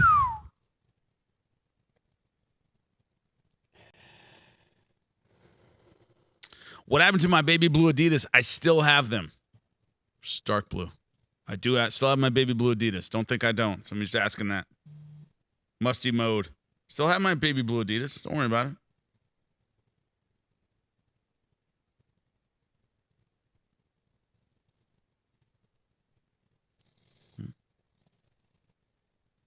Yeah.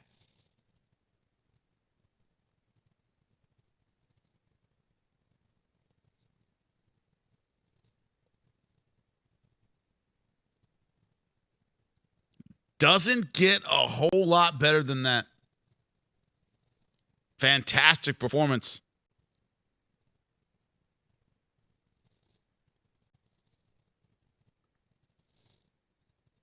In our chat, D Brown 4752. Bam versus Foster, maybe?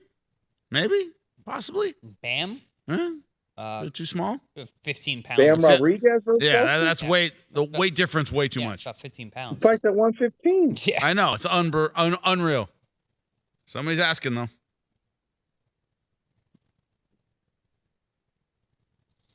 All right, so who's next for Foster? Him being the man at the moment. Chris, what are your thoughts? Navarrete. Yeah, Navarrete, yeah. Navarrete. Woo! He beat Navarrete. Hell yeah, he does. He's the guy to beat at 130. He's going to beat Navarrete. Yeah, Shock is the guy to beat Navarrete at 130. I'll tell you this, though, Chris. It's like when we fought Jared Hurd with Lara. I'll never forget it. We lost the fight, but I said he lost the war. His career will never be the same. You're going to take a lot of punishment when you fight a guy like Navarrete. You can win the fight, but sometimes you can lose the war. And go look at Jared Hurd's box wreck after he fought us with Lara. Not this version of Shock, man. Not this version of Shock. I know Shock's good, but Navarrete, hey, he brings it. Yeah, he's a motherfucker. Yeah, no question. Yeah, you can win a fight, but those kind of fights take a lot out of you. Believe that. Yeah, but I definitely would pick Foster to win the fight. No two ways about that. But that's a tough fight, physically. I don't think anybody at 30 beats Foster. He looked amazing tonight. Who are the other champions at 30? It's well, Roach just gave up his belt because he's fighting tonight at 140. Mm-hmm. They just stripped him, so that's out there. I think they elevated somebody, some maybe a British guy or whatever, but Navarrete.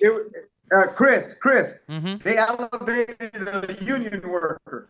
Yeah, probably. Feed him to Shock.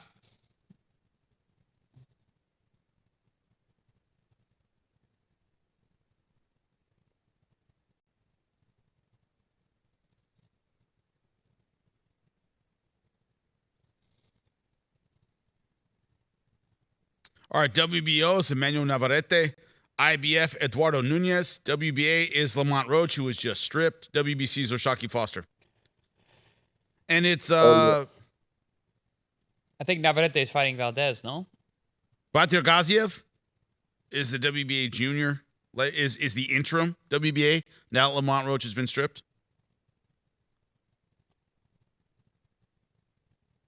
So those are your champs at 130. Hey, Chris. Mm-hmm. What's up, Bob? Chris. Yep. What do you think about if Espinoza went up to 30 and fought Foster at 130? That would be a real fight because I think Espinoza is hell of a fight, is a problem for everyone at 26. I think he's the man to beat at 26, and I don't know why he wouldn't. But I think he should go to 30. He's I don't know why. Big Dude, guy. I met him. It was one of what fight was it at when I met him? And he's eye to eye with me, which is crazy. He's that's a big dude. That'd be a great fight. Yeah.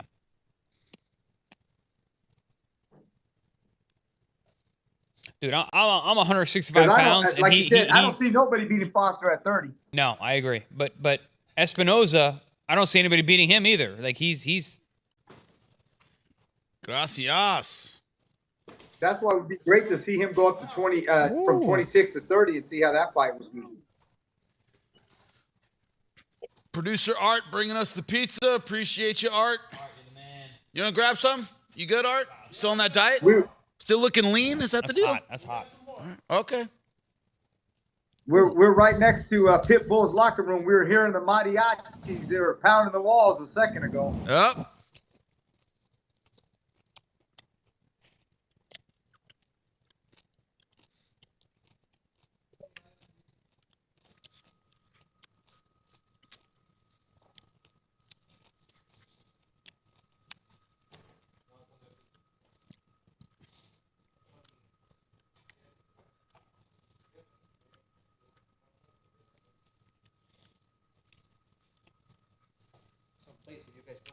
Thank you. Something to drink? You good? I'm good. You want me to refill or what? Huh? The drink? Yeah, I'm gonna. What do we got over there? Let me see if we have something else. I think there's still some brown in there.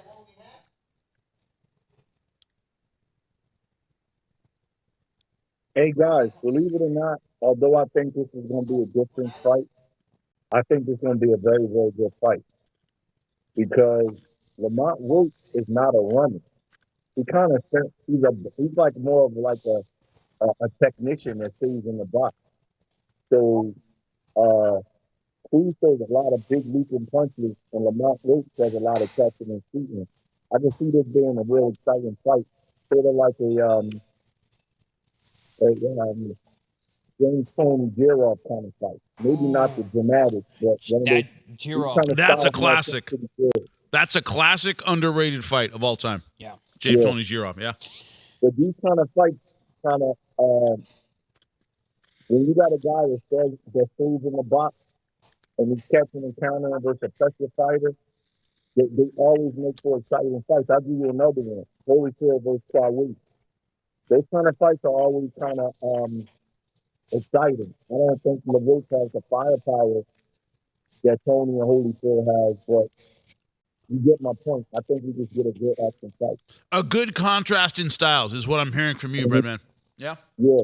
I don't think their styles are canceling each other out. Sometimes two guys, their styles just don't mesh for whatever reason. One doesn't take enough chances or whatever. But Lamont Roach is a boxer, but he's not like a runner or a mover. If you watch his fight with Tank, he stood right in the box and was catching and countering that power. He wasn't running from it. So I expect a solid fight, a solid action fight. By the way, I used to call PBC fights when I was on Spike, and this is moving really well. There's not a lot of time between fights. There's not a lot of pads. You know what I mean? It's moving pretty well. They're about to get Pitbull out here. Moving very, very well. And as a broadcaster, I always appreciate that, Chris. You know what I mean? I always appreciate that. I mean, we do that on ProBox TV. Yeah, we move them pretty well on ProBox TV. Didn't Roach fight on ProBox? Yes. Roach fight on ProBox, right? You can't be no runner on ProBox. Yeah. ProBox puts you the wars, baby. You better have some heart and balls, or you ain't fighting on ProBox. Yep. So I know he fought on that. So I expect him to stay in the pocket a little bit with Pitbull. Was it just a Fergal McQuarrie fight, Chris, or did he fight on ProBox before I was there? Because that's the only one I've called, was the Fergal McQuarrie fight. No, it was just the Fergal McQuarrie fight. Oh. That was his defense of his title. And that dude came forward, too. Yeah, that was actually a good fight. Yeah, he wanted Fergal showed his ass that night. Those Irish fans, man. Don't forget, Roach had a great fight with my guy, Hector Luis Garcia, when he won the title. Yes, he did. Yeah, really close fight, too. And Garcia's a hell of a fighter, you know, an Olympian. Beat Gutierrez. He doesn't get enough respect, Bob. Competitive fight with Gervonta, obviously, and we lost a split decision to Roach in a close one. What's that? He was doing good in the Gervonta fight, and then obviously that power is different. Sure.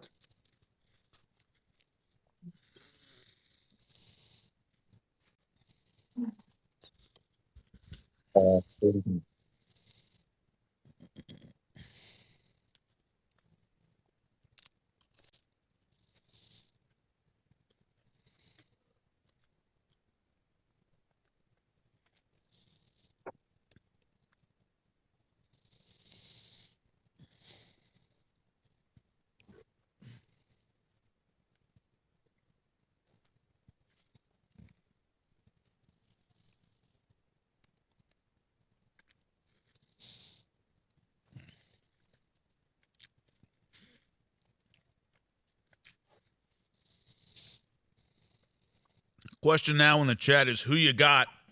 And it is right now Cruz, 61%.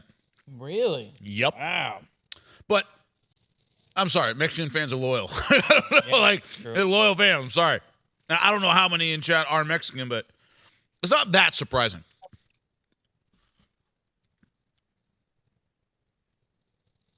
Yeah, they're loyal for sure. Dude, I'm a Southern Californian. I know it very, very well. Best boxing fans on earth, in my experience.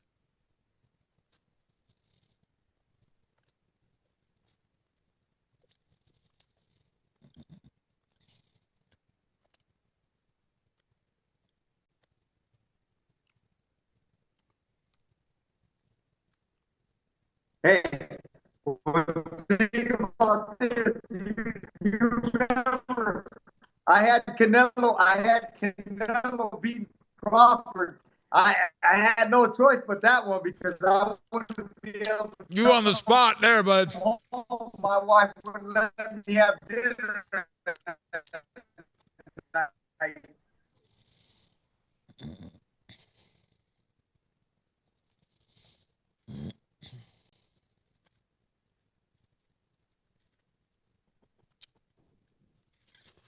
Dude, Chris, that's all I keep thinking is the potential stardom. Like, he's right there. All he needs to do is win tonight.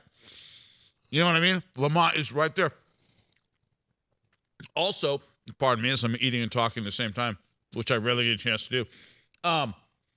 He's gotten so much better talking to us. Yeah. You can tell that media savvy. He's used to doing interviews now. He's got the whole package together. All he has to do is win tonight.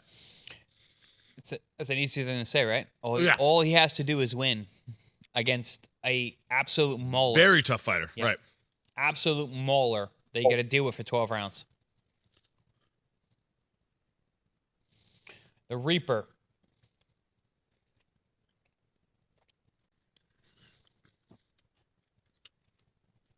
And guys, Paulie, you can speak to this. You know, he's an easy guy to like. His team is good. He's a family man. He's always around his kids. You know what I mean? He's an easy guy to get behind and root for in the boxing world, Paulie, you know, because we spend a little more time around him than most people. He's just a good guy, you know, soft-spoken, humble guy, leading a great team, great family around him, Professional guy, good guy. Yeah. Very even keel personality. I like to observe people's personalities and the way they exist and so on and so forth. You know, he never really gets himself too animated. Like myself, for example. You know, he's always in a good mood.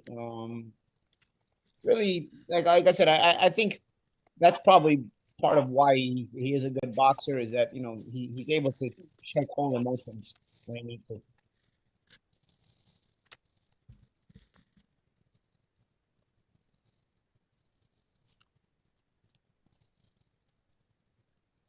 And I think exactly what you said, Champ. I think that's going to help aid him tonight because obviously he's in enemy territory. Look at the venue there. Somebody will ask if it's legit. Yes, Chris is actually having a cigar as we're sitting here watching the fight. What kind of cigar is it? Do you know? This is a very nondescript hand rolled. There you go. And yes, I am smoking a cigar. It's not CGI. He's smoking an actual cigar. Yeah.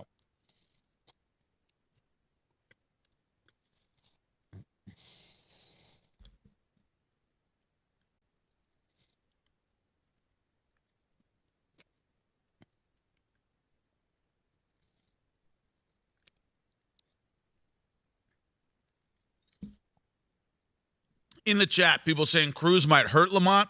Cruz might get a knockdown in the first couple rounds. That's what they're saying. He kind of shocks Lamont early. You think that's a possibility, Chris? Everything's a possibility. It's a boxing match. But a lot of people are saying big first round for Cruz. Cruz is going to come out. Yeah, if he can close the distance. Yeah, water, please. He can't be reckless on the way in because he's going to get clipped. Hey guys, you know what's funny? I don't think he's gonna have a problem closing distance. I think he's gonna have a problem with not giving counter punch. But I don't think he's gonna have a problem closing the distance. I think that Lamont Roach wants him to close the distance. That is a very good point. To what? Catch him on the way in? That kind of catch and shoot style? Is that how you see it? So he can catch and counter. When you look at the way Lamont Roach catches and counter, a lot of times he catches and counters underneath.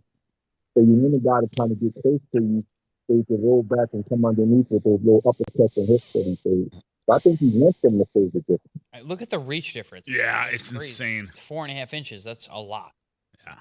3-inch height, 4.5 reach advantage for Roach. Even though he's the smaller guy coming up, he's the guy who's heavier at the weigh-in.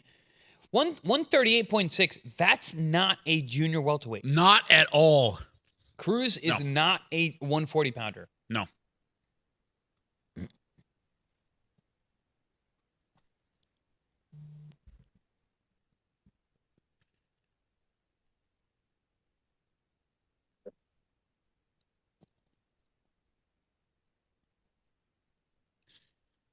Good question, and I like it. Secret dance move 691, I believe, if I'm reading correctly. Don't have my glasses. Let me ask the panel this. Before Roach fought Tank, who would you have picked to win this fight? It would have been Pitbull to win for sure.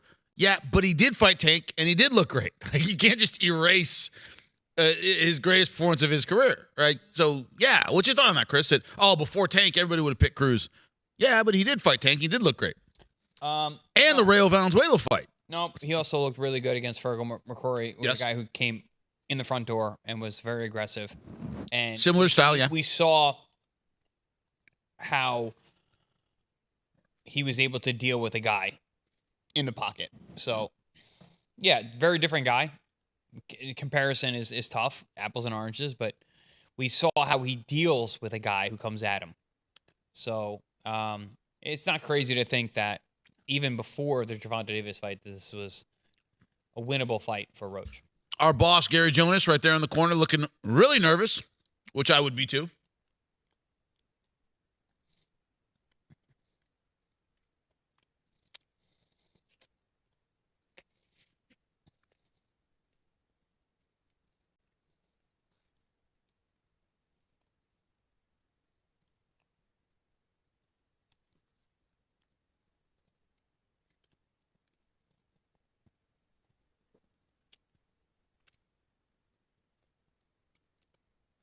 Coach Santos, do you think it's going to be a tough round one for Lamont Roach? That's what I'm seeing in the chat right now. What's that now? What'd you say? A lot of people in the chat saying Lamont Roach Jr. is going to have a tough round one, that Cruz is really going to go after him in round one. Do you think that's vital, man? You know what, man? I've been talking to Sean Gibbons and them, and they assure me that Pitbull is actually going to make a little bit of adjustment and some changes, and maybe mix a little bit boxing more, and a little bit more side-to-side movement. Because I told him, I said, look, if he fights the same type of side against Rayo, he's done. You got to make some adjustments. We'll see. You're laughing, Chris. You think the leopard doesn't change his spots, right? Yeah, I'm laughing. That's right. Pitbull's going to go side to side. What's this world going to be coming to if Pitbull goes side to side? Come on. What is this world coming to? You're going to let him get away with that, Paulie, moving side to side? Oh, Roach doesn't let him get away with it if he goes side to side. Pitbull should only be doing one thing, and that's going forward. Paulie, that's for you. That's for you. Don't take shit from nobody. I'd like to see him, like I said, step over a little bit, though. Pivot a little bit more. A little more Mike Tyson. He does need to be. He needs to be deceptive on the way in. No, there's no question. Exactly. But he's shown that he's been able to do that. He needs to really he better hone do on that tonight, or he's gonna lose. Exactly. Yes. Agreed.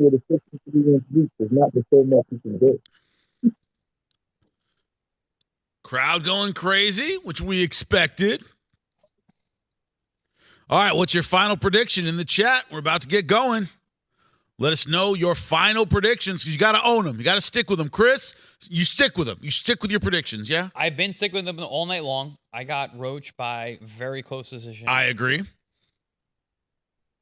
I got Roach by decision. This is a good question I want to ask the panel, starting with you, Chris. Can Lamont win without a knockdown? Can he win a decision without a knockdown? Yes, he can. He needs to dominate, which I think he can do. Okay. Breadman, in Texas, can Lamont Roach win a decision without a knockdown? I will hope so. Yeah, I hope so too. Yeah. I will hope so, but I'm picking Roach to win the fight, but it's not going to be easy. To me, that's the issue. Coach Santos, what do you think? Can Lamont Roach win a decision without a knockdown? Yeah, I think he can win a decision for sure. You know, Ryan was able to win a decision against this guy. I think definitely he can win a decision. I do not think he can win a decision in Texas. No. Wow. There's always one guy. Our skeptic all the time. Yeah, but Paulie's not a pessimist, is he? Have you met Paulie? I'm only a guy that fought in Texas. Yeah, that stings him for the rest of his life. When you fought Juan Diaz.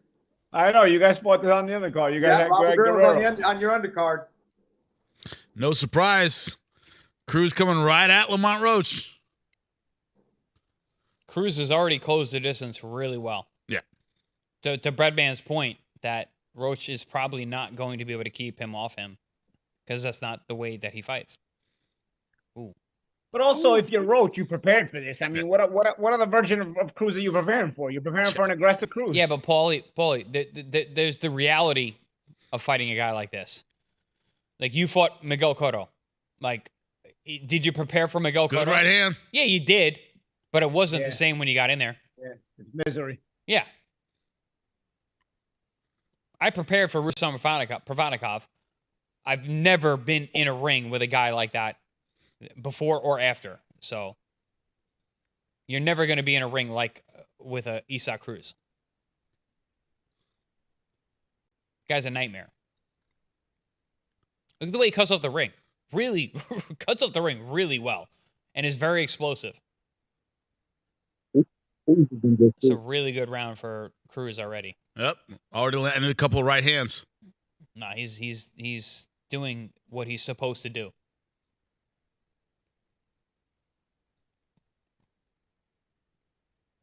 Also, the thing about Cruz is...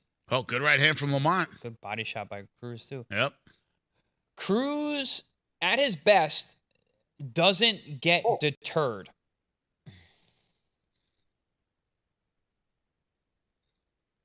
This just landed a nice little short inside corner with the right hand. The mouse is mixed. You have to domesticate Cruz. Otherwise, he's going to do this all night long. Ooh, what I don't like for Roach's, what I don't like on Roach's perspective is he's going into flight. If you can't let a pressure guy put you in flight. Nah, Cruz. You can fight backing up, but if you start going into flight, man, the momentum only gets worse and worse for you. It's a really not good start for Roach already. Yep. Well, we thought it'd be an aggressive first round from Cruz, and so far it has been. I just didn't think he was going to get in so easily.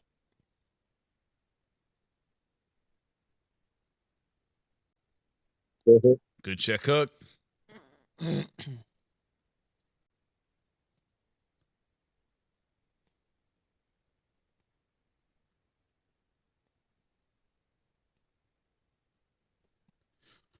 Woo, round number 1.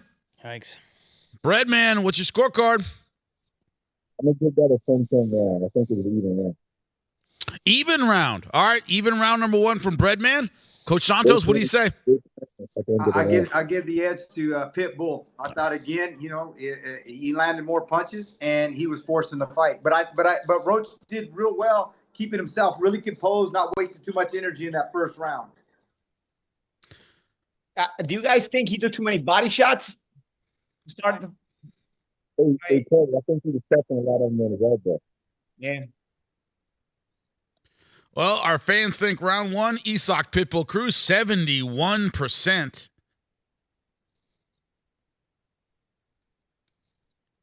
The thing about taking him on the elbow is you got to make a guy pay for those. You can't just take him on the elbow because eventually they wear on. The whole point about taking him on the elbow is you catch him and you shoot back. Yeah, but if nothing lands, the elbow shots matter.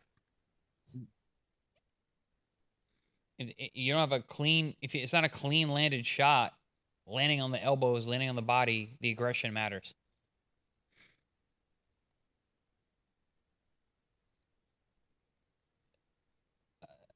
I don't think either one of them landed 13 punches last round, but okay. Cruz is very, very excited right now, and then the thing about the way you take away the excitement from a guy who's throwing a lot of punches is you got to make him pay for throwing. If you don't make a guy pay for throwing punches, he's got nothing to lose by just missing. He's going to land or he's going to miss. But missing is not enough of a deterrent. You got to make a guy pay enough when he's missing to make him start second guessing his output.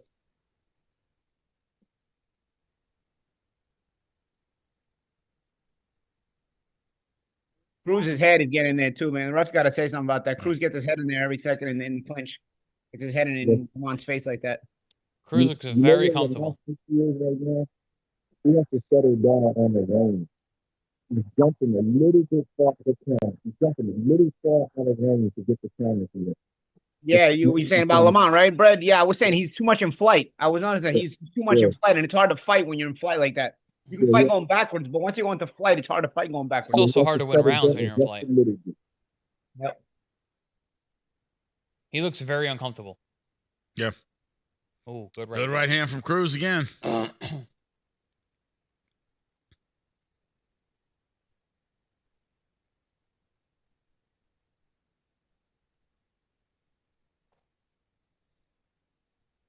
Good jab by Cruz.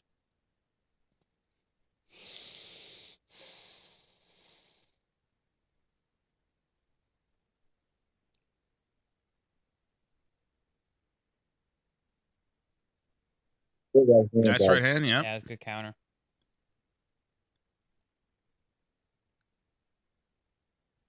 Oh, good combo from Pitbull. The thing about guys with short arms, they have an advantage on the inside. Yeah. But there's also no return from Roach here. No return. Yeah. You got to make a guy pay when he throws those punches.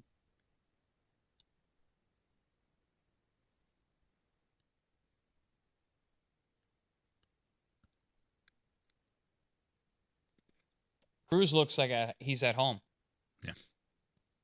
Yeah.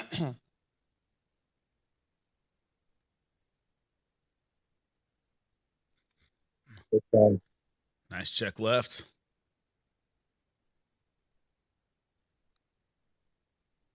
It's going to be interesting if either one of these guys can hurt the other. All right, scores. Breadman, you first. I'm going to give that one to Cruz. Yep, that one goes to Cruz. Coach Santos, do you agree? Yeah, I got Cruz winning that round. But what's going to be interesting is, can Cruz keep up this pace? If he does, the fight more and more looking like it's a type of fight that Pitbull Cruz is going to want to be in. But we'll see if he can keep up the pace, and then Roach can start to box a little bit more in the mid rounds and down the stretch. We'll see.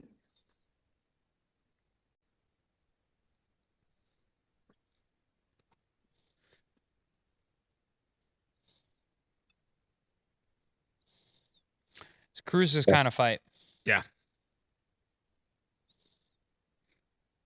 And our fans have it Cruz 69% to 31%.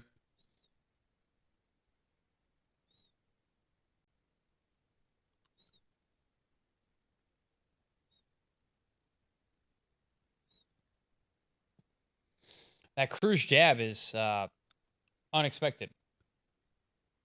It's good. It's hard.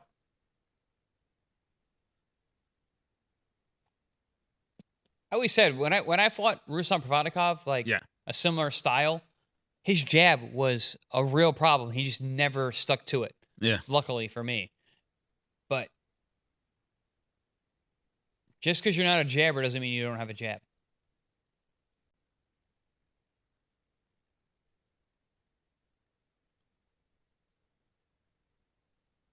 Good step around from Roach, but he, to Paulie's point, he's not throwing enough. No, he's not. Yeah. I don't like the stance of Roach. Too passive? He's just yes. He looks like he's expecting more than like it's an anticipation stance. It's not a lead the charge stance, which you need to with a guy like this. And if you are going to be defensive, you have to counter immediately, like the champ Paulie was saying. You can't be passive. That's 100% right, Chris. Yeah. Not a good stance by Roach yet. I'm going to tell you something that Lamont is doing wrong. He's allowing Cruz to get ahead of Cruz. So Lamont is kind of waiting for Cruz and Cruz is rushing up there. Lamont should be either circling him or meeting him at the point. And you're waiting for Jarrell Hayes. Jarrell Hayes a pressure fighter like this. We didn't let Jarrell Hayes walk up on him. We met him right at the point where we went around him. So when you let a pressure guy get ahead of Cruz, even if he's not landing punches, it looks like he's doing more. Because he's like slamming into him with big punches. And instead No. See what I mean? That's a knockdown. I said who was going to hurt who first? Also, you gain confidence. Not just the head of steam that it looks like. Also, the pressure fighter gains confidence because you're not deterring his pressure.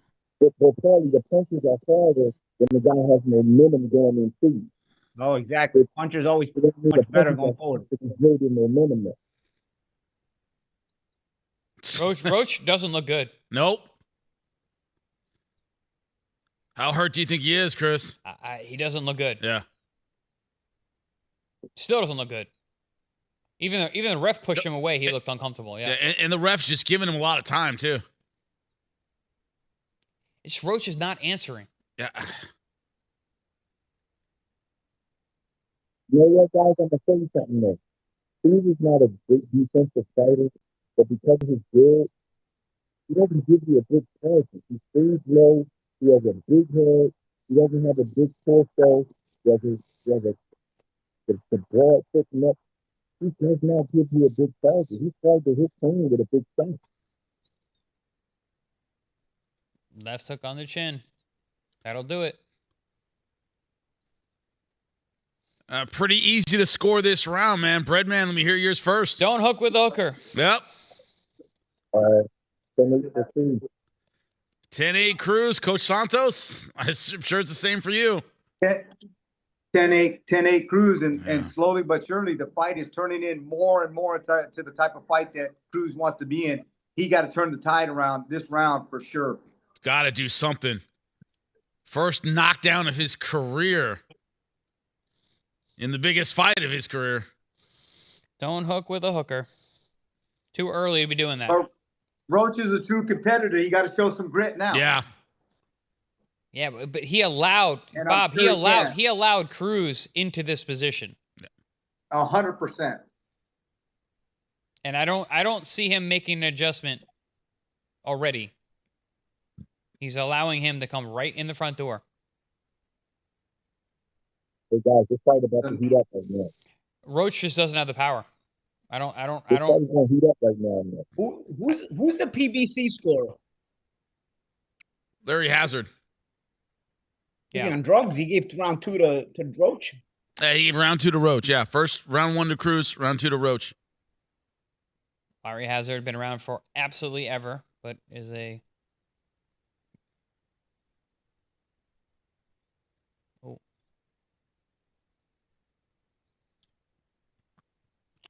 This is not the place for Roach to be. The problem I'm saying Roach is not using his jab. Yeah. There's no jab. He's allowing Cruz to come right in the front door for free, and that is for free. Yeah, right. Hey guys, Lamont Roach is gonna start trying to back Cruz up now. Breadman, you're muffled. We're having trouble hearing you. Yeah, you're a bit muffled. You might want to reconnect, Breadman. Brett said Lamont is going to try to back Cruz up now, which I don't think is a bad idea, Brett. Honestly, I think you got to start back and trying to back. Good uppercut. Oh, good right hand. Oh, let's get into a slugfest. Yeah, Roach is standing around. That's the problem. Is that what are you getting a brawl with Isaac Cruz? That's not smart either. I mean, no, it is if you can get there faster, which Roach can do. He is a good counterpuncher. Good angle.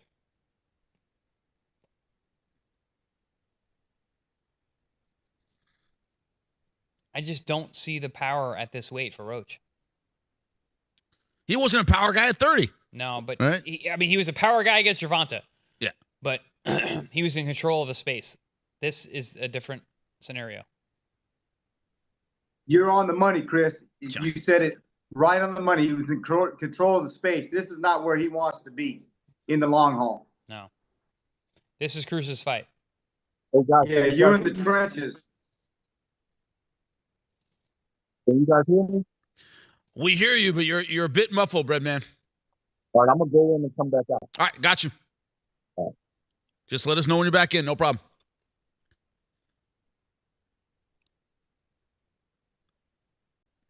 Cruz is actually boxing better than I would expect. Well, that's what Sean Gibbons and them told me, that we were going to see a little bit more. He ain't boxing. He's pressuring. He's pressuring the way he's always pressuring. Yeah, but he's getting a little bit more heavy. Paulie, he's using jab a little bit more. Paulie, I mean, he's not a boxer. He ain't Pernell Whitaker for exactly. sure, but he's getting a little bit more. He's being Cruz. You see what he did to Gamboa, what he did in those fights? He mowed guys down. No, Gamboa was 67 years old when they fought. 127 years old. Yeah. Stop. Hey, Chris, Gamboa was probably 80 years old. He's Cuban. Don't forget about that. He was a Cuban 37. He was a Cuban 37 when he was 52 years old. But Cruz, I've seen him be not like this. He looks good tonight. Coach Santos, Bob, what's your scorecard for the last round? Again, I got Cruz winning that round. Yeah. Our fans have it 79% to 21%. Pretty clear for Lamont Roach Jr. I think more and more this is turning into a Pitbull Cruz type of fight. Yep. Yeah, I agree, Bob. I agree. I did not expect this. Ooh. No, me neither. But Roach, he's a competitor. He's got the heart of a champion, and obviously he's staying in there with him. So maybe he can get it turned around. Cruz, he's got very fast hands on the inside. Once he closes that gap, he's a really difficult guy to deal with. And Roach has been allowing him on the inside, to your point. Chris, you've been talking about that. What's that? The idea that he's not jabbing on the way and he's letting Pitbull get right into his range. Door, right? That's getting chippy now. The thing that I say Cruz should not do. That last round, I give. Good to have you back, Breadman. You sound much better now. Thank you. Sound much better. Thanks, bud. Ooh, good body shot. Yikes. Oof. You need a little bit of a nice jab there. You see that, Paulie? Come on now. And you had a 10-9 Cruz, right, Breadman? Yes. Bob, like I said, he's boxing well tonight. Nice uppercut. You guys make like you never jabbed before tonight, guys. I mean, it's not like his jab is that active. He's jabbing into the space, which is what he always does. Don't get mad. Don't get mad. Our resident pessimist, Paulie. He was Bob Foster. Hey, Paulie, I didn't say he was Larry Holm or Bob Foster. Paulie hates Mexican fighters. I don't know what it is. He hates Mexican fighters. No, like even when he backed up Rolly, you know what I mean? He did a good job with that. The same way. I mean, dude, this is the same Cruz this is vintage Cruz. No, it's not. No, it's not. Hey guys, because he's had days where he fought Valenzuela, he fought Rayo, and he did nothing. Rayo was on his bike. Roach, we already went established, was not going to get on his bike. Roach is not a mobile guy. Breadman, you got something to say? I think Paulie's right. I think that Cruz is fighting the way he always fights. He throws a power jab. He didn't turn into Muhammad Ali tonight, guys. Breadman, stop supporting Paulie, because then his ego is going to be so hard to deal with. It's because Roach is allowing him to do that.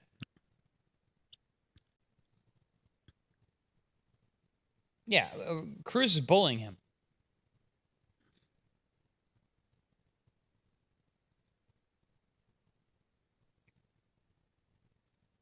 You know what I'm saying? It's not like he's jabbing every second. Yeah. He's bringing overhand rights and everything. He's jabbing when he has to. He's not a jabber. I mean, we're not saying he's a jabber, but what I'm saying is he's jabbing just as much as he's always jabbed. Maybe a little. But you know what? But whose jab is better?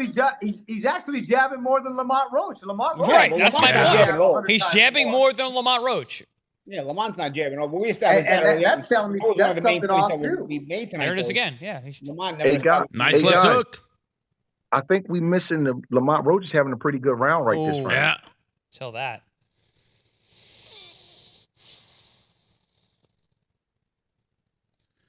Definitely a better round for Roach. Yeah, better round for Roach.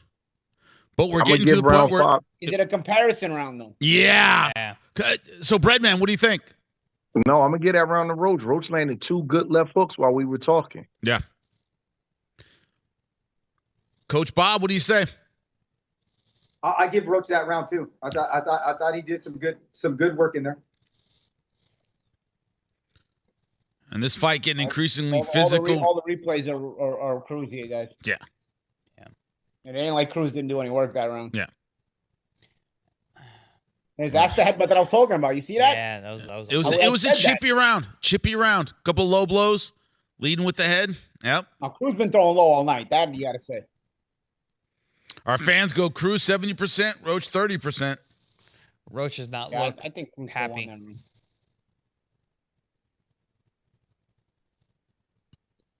Although that should have been a point deduction because that was an on-purpose headbutt. Yeah, that was a billy goat. I mean, but Cruz is a billy goat in general. Yeah, Cruz that's why he's Pitbull, a little fire hydrant. Total punches very close. Roach only 2 behind. Yeah. Oh, look at this. Yep. Nice. We used to call those Johnny pumps in Brooklyn. The fire hydrant. Johnny pump. Yeah. I fought a couple of billy goats in my career. The only cuss I ever got were guys who were headbutting me. But hey guys. Yeah. Lamont Roach is finding a home for a little left hook. Yeah. I don't know if he's going. He's got a good left hook. I know Cruz's left hook is a little shorter, but he's finding a home for that shot. There it is again. That's how we got dropped though, trading left hooks. Mm-hmm. Oh, that one rocked him again. I think Roach just got hurt. Yeah, he did. Yeah. He got caught with a left hook. But you see how Roach lets Cruz get away with combinations. Cruz doesn't do the same. No. Lamont, lands a combination. Cruz is right back on him. Another nice left hook. Good hook. He's found a home for that shot. I think one of the things people overlook about Cruz is his chin. He's got a he will walk through shots. He got one of the best chins in boxing. Because he has no neck. It helps. Is that how it works? Because no whiplash. Nothing moves when you hit him.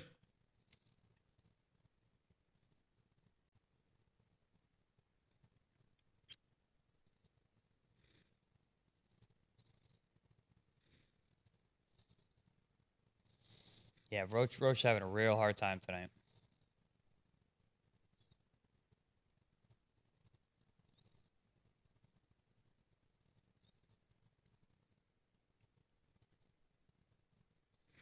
But this bang, bang, clinch kind of fight, it's Cruz's fight. No, it's been Cruz's fight since round one.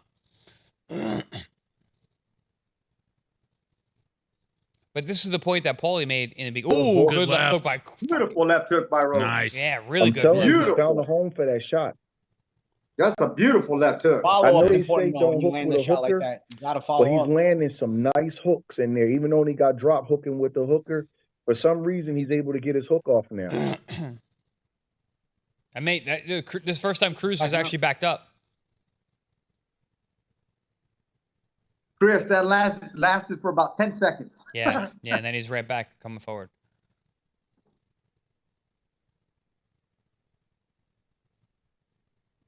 But he definitely backed up after that left hook. Yeah, that woke him up. Yeah, Roach is just throwing the left hook now. He's looking to check with that shot. All right. I'm going to say Roach round. Another good Roach round. Is that how you see it, Breadman? Yes, Roach round 10. I would love to hear the corner right now.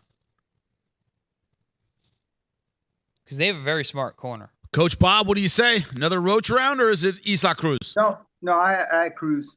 Cruz? Got it. Yeah, I think he was more active. I think he forced more of the round, and I think the fight is more at his pace, and Roach is fighting his fight. Don't expect, I think, on the judges' scorecards, a lot of close rounds to go to Lamont Roach. You see the slight edge, and punches landed 101-97. All punches are not created equal. Of course, our fans have it 58-42. Isak Cruz in the last round.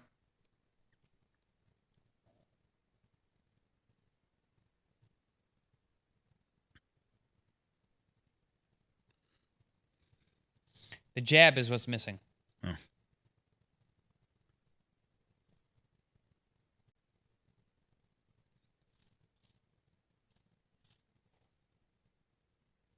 Good combination by Cruz to start throwing into the body. That's what I mean about you got to make him pay for throwing those body shots. Yeah.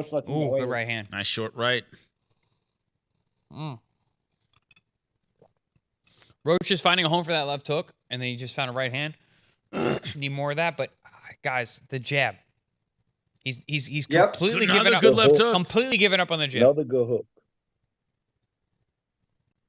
He's relying on that left hook. Yeah. He found a home for it, for sure. You start getting one-dimensional, you could be in trouble. Yeah. If you start just believing in that one shot. Good body shot from Cruz.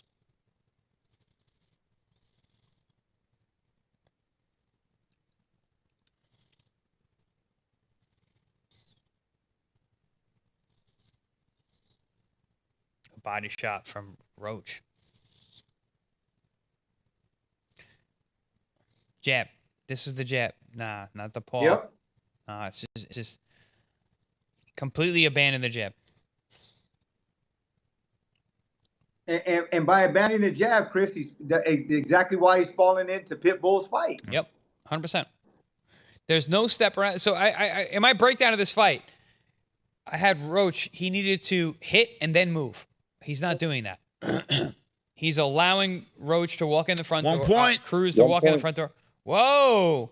That low blow's a headbutt because it could be either one. I think it was a low blow from. Well, it looks like behind the back. Behind the back. Wow, that's a big point. Negates the knockdown essentially. Big point. Here comes Cruz.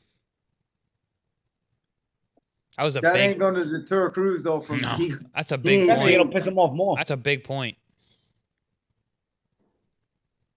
That was a good jab by Roach. Yeah, he's going for that left hook. A lot of fight left though. Oh, another good hook. Roach is smart. He found a home for that. There it is again. But can it win him rounds by itself? That's a huge question. Not in my mind. Yeah, that's the difference. Well, if you notice, he's taking the crowd out of it. Yeah.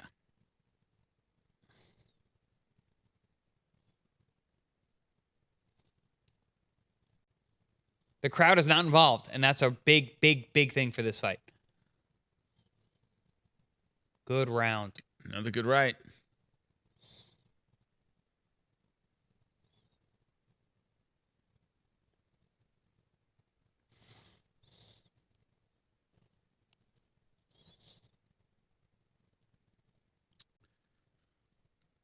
With a point deduction, Breadman, how do you have that round?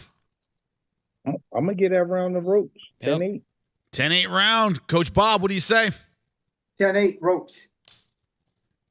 That disqualifies or hit him in the back. Negates the.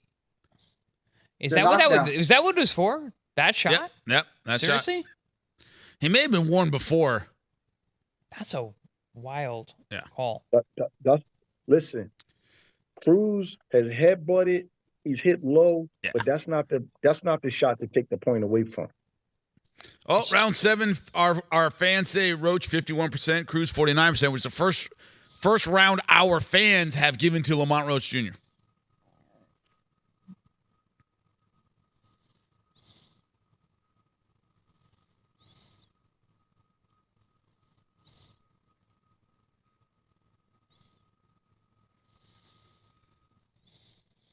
A lot of fight to go.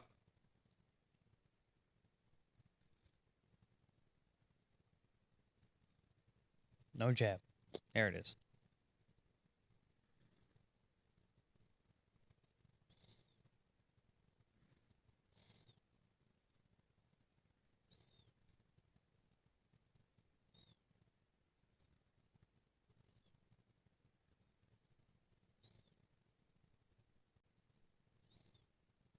It's a very even fight. Yep.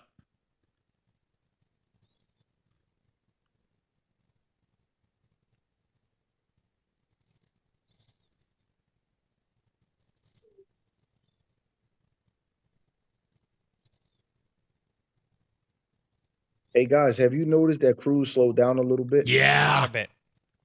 Yep. I certainly have. And now a few jabs from Lamont, and that backs Cruz up. Look at the space now. This is a entirely different fight now. Yeah. Ooh, nice. Good uppercut. And then Cruz always misses. comes back firing. Though. Yeah, but he misses though. Yeah. Those are all misses.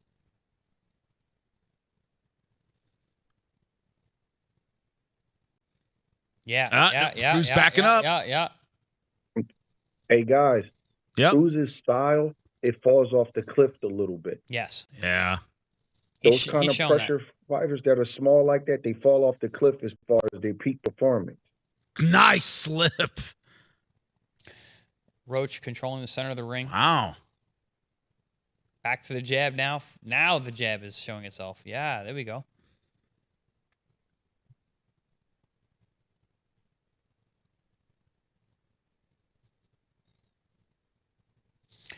Roach doing a really good job taking the crowd out of this.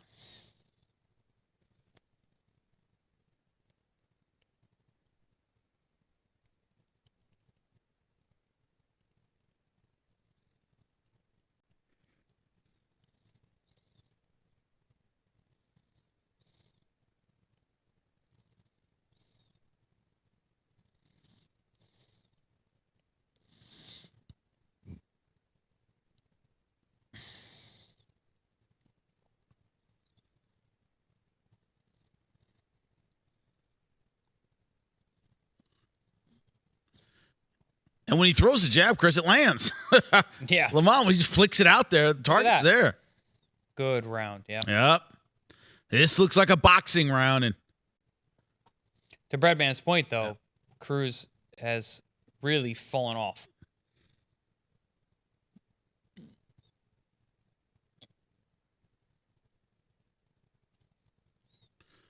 Breadman, is momentum with Lamont Roach Jr.? Did he win that round? Yes, I gave that round 10-9 to Roach. What about you, Coach Santos? I gave that round to Roach. Now it's going to be interesting to see, like Breadman says, is he falling off the cliff or did he take a round off to save a little steam to come down the stretch? We'll find out. I think Cruz is frustrated. That last showboat at the end of the round, that's very un-Cruz-like. That's for me, that's frustration. He's just. I've never seen him do that in any fight I've ever watched him. Yeah. You know what, guys? Yeah. It's time for Roach to make a little bit of an adjustment. He's been landing the hook, but Cruz is kind of sitting on the hook now. He's going to have to start bringing some uppercuts in.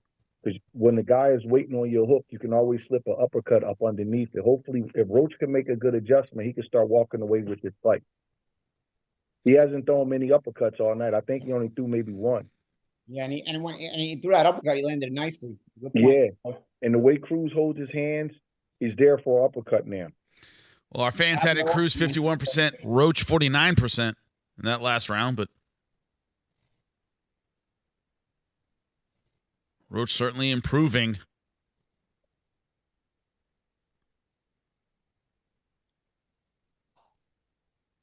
Different body language now. Yep.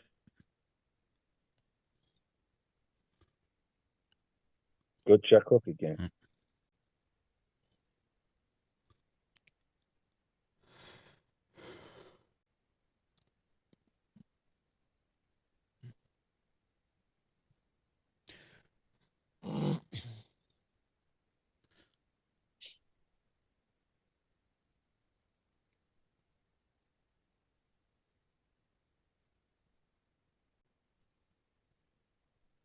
Good hook again. Yep. But Cruz a bit busier in this round. Yeah, it's not a good one. Yep.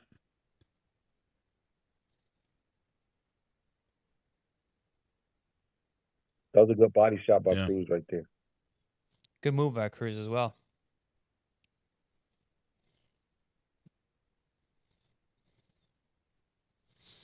Good angles by Cruz. Yeah. Look at this guy. Boxing a little bit. Okay, I see this is different. You see? This I'll admit. Yeah. Yeah, he's boxing.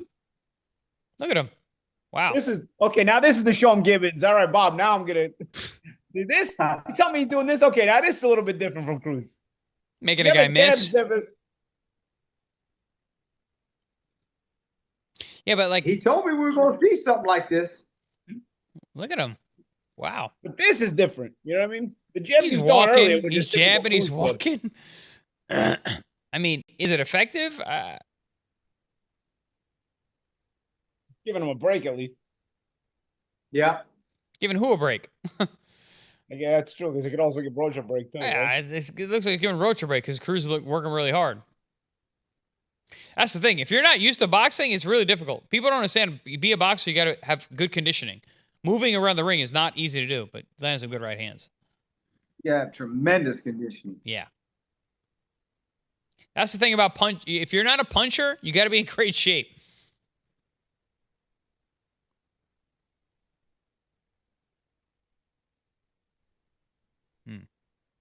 Good round for Cruz though so far. Yeah, not a lot of activity from Lamont Roach.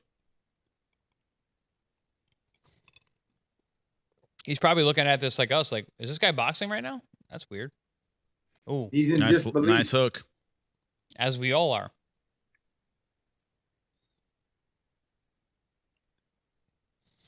That's a good. Man, that's a tough round to score. Roach landed a big hook at the end of the round, but I'm gonna give that round to Cruz. I think he outboxed him. I would too. I think he outboxed. All right, what do you think, Coach Santos? Man, you didn't say that, did you? I did. You said he outboxed him? It looked like it to me. Yeah. It looked like looked like Cruz won that round to me. What are your thoughts, Coach Santos? I thought he won the round. He did it real interestingly. Interestingly is a good way to put it.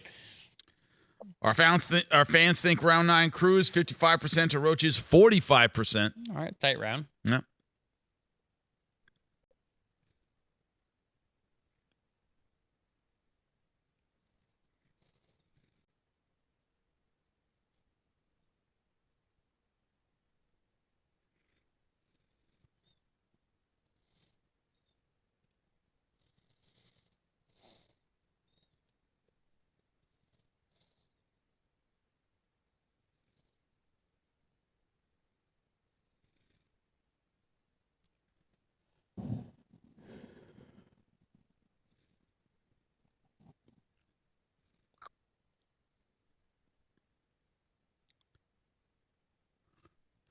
Another nice left hook.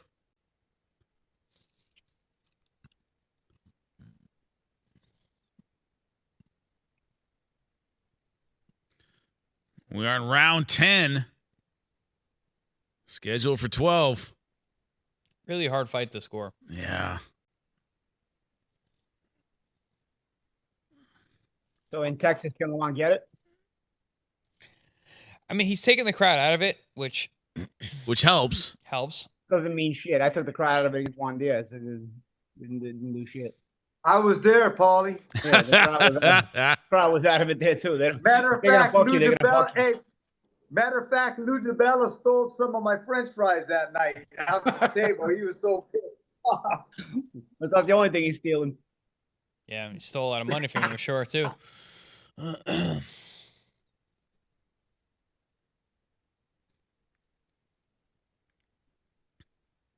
Good jab.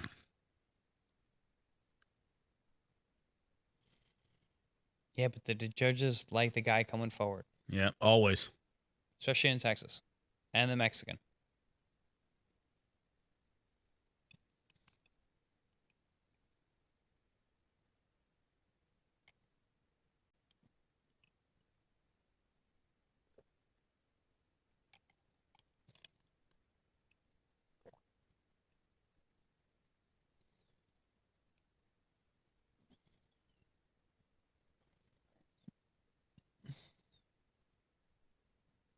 Yeah, at this distance, it's Roach's fight.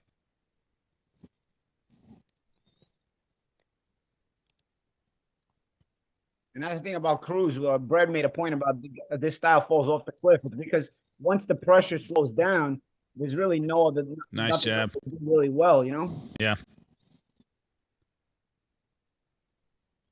Even guys that were more talented than Cruz, like a Joe Frazier and a Jeff Fennick and a Barry McGuigan and a Aaron Pryor. You think about great pressure fighters that are a little small for the weight class. It's very, very difficult for them to maintain a high level of excellence. They'll have a high peak and then they kind of just fall off the cliff when they start approaching 30. Yeah, Breadman, he's not in his weight class either. He's not a 40-pounder. Yeah. He's small. Yeah. He's a small 35-pounder. Roach is losing the 130-pound title today. These guys are the same size. I know that. But also, like but yeah, Cruz right. has no Champ, business in this weight class. Yeah, Champ, he's carrying around extra weight, so it's sort of the argument you make where Stephen Fulton as well, right? He's carrying that extra weight. Is it good for him? But also Cruz was a good puncher at 35. At 40, he has not knocked out anyone except for Rolly. But he knocked out the welterweight champion of the world. Yeah, which is insane. So, Breadman, what's your scorecard for the last round? 10-9 Roach. 10-9 Roach. Coach Santos. I got Pitbull. Pitbull Cruz.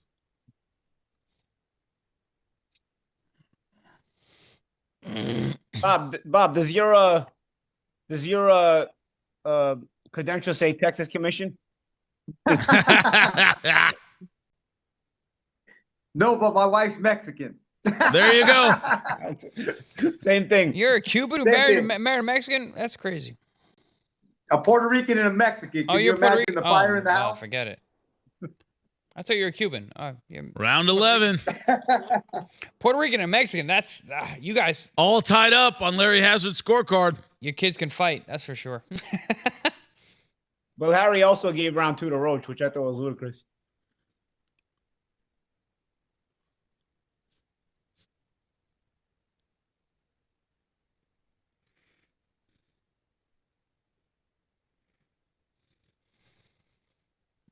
Nice uppercut. Good uppercut.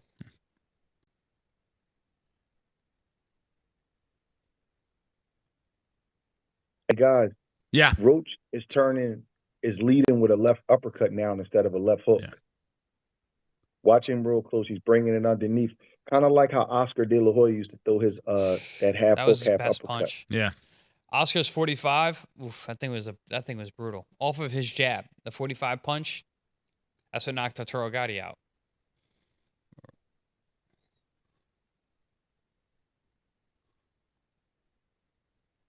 Oscar got Jorge Paez with that shot too. Jorge Paez, yep.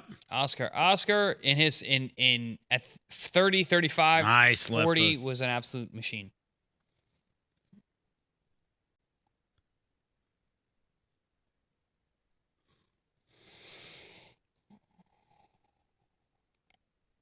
Good jab, man. Roach is in a groove, man. Roach is in a nice groove. Yeah, he is. Just needed space. He needed Cruz to fall off.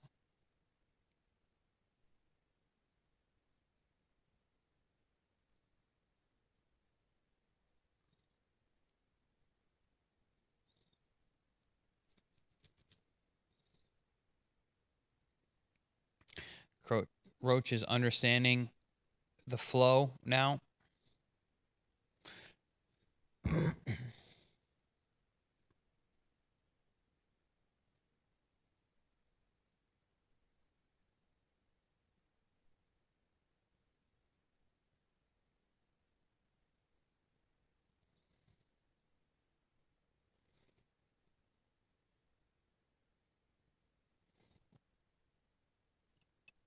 Man, good adjustment so far from Lamont Roach, man.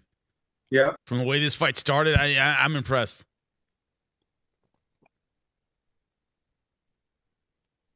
Hey, it's not over though, man. This could be one of them draws kind of fight. Oh, could be. Roach just got rocked.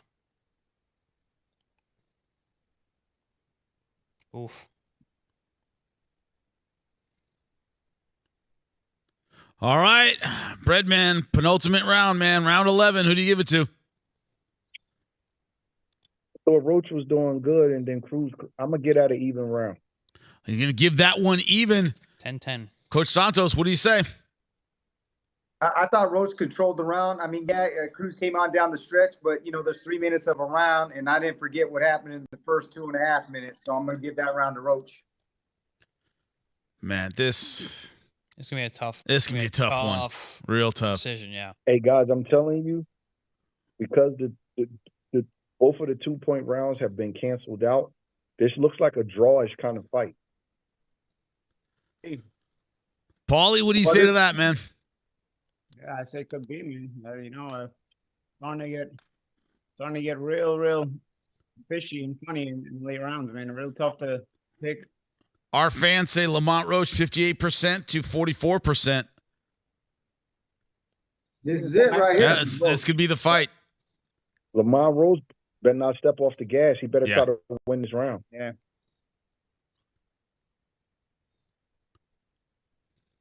Isak fighting like he's losing, man. It's going hard for him, but Lamont can't back off and give this round away. Yeah, his corner told him he needs this round. Nice In jab. my mind, guys, if he gives this round away, he's gonna lose the fight. Yeah.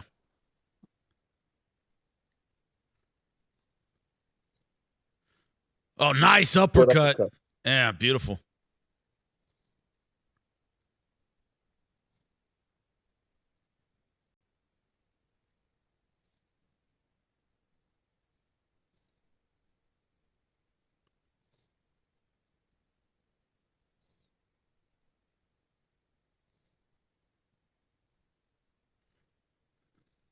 Left hook again. Oh.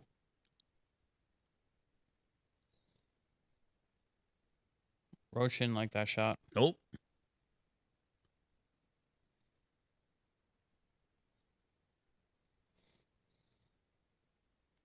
Roach keep going to that lead uppercut.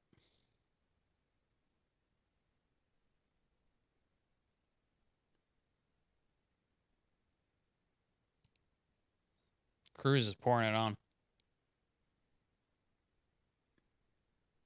Oh, couple good sharp punches from Lamont.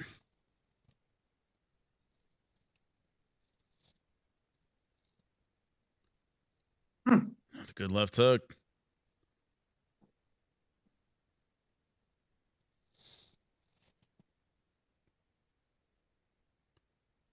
Closer than we think. I think they are close.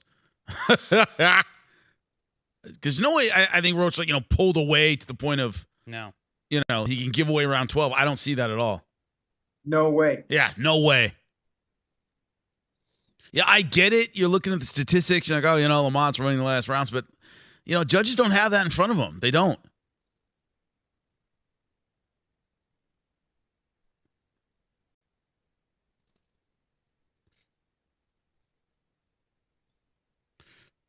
Good combo with the left hook.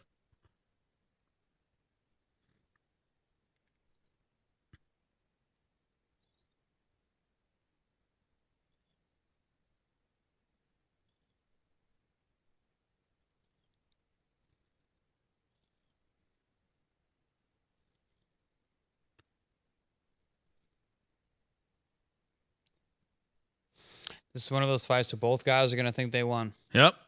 Went hard for it at the end. All right, Breadman, final round. What do you say? I got Roach winning that round. Coach Santos, what do you say? I had Cruz winning that round. All over the place, Chris. No surprise here. Yep. I mean, at the end of the day, the only thing that matters is what the judges in Texas have to say. I love how you emphasize that. In Texas. Right. Hey, what was my final score?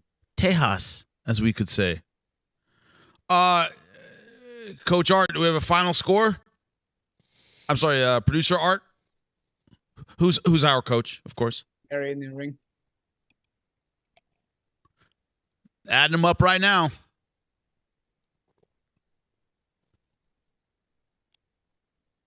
Our fans think Isaac Cruz won the last round, 54-46. That's who I had it, and I got Cruz 7-5 winning the fight.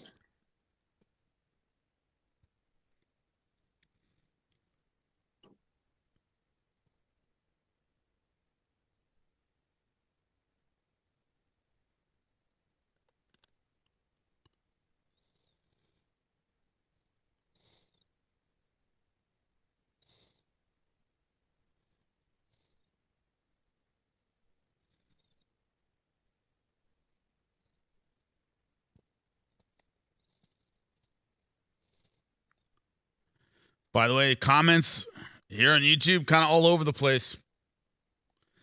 A lot of people saying draw.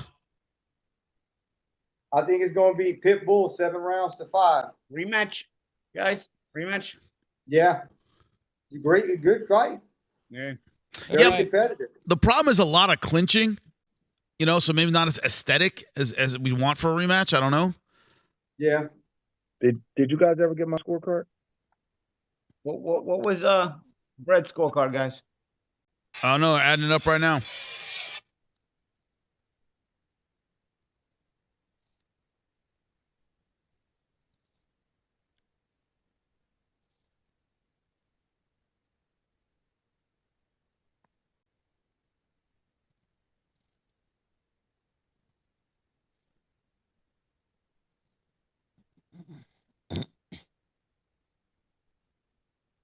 Oh, boy.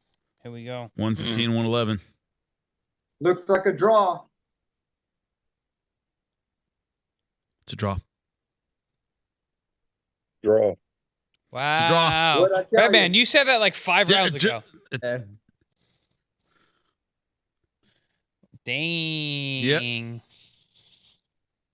I can smell a draw, man. It Lamont is gets back-to-back draws. back-to-back draws. Lamont 2025 is draw. Draw. Ugh. 2 draws in the biggest fights of his career. Hey, Paulie, reminds me of Bodu Jack. Remember all those draws he had back in the day? Yeah.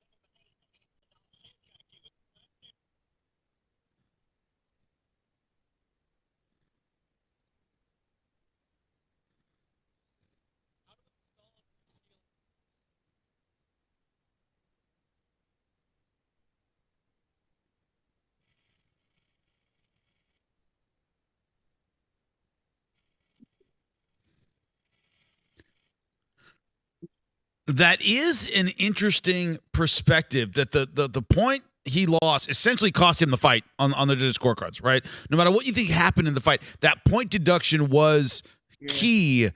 Jim, please. Jeremy, there was an on-purpose headbutt in like round 3, which you lose a point 100% of the time on a normal referee. Right, but that isn't what the point was taken away from.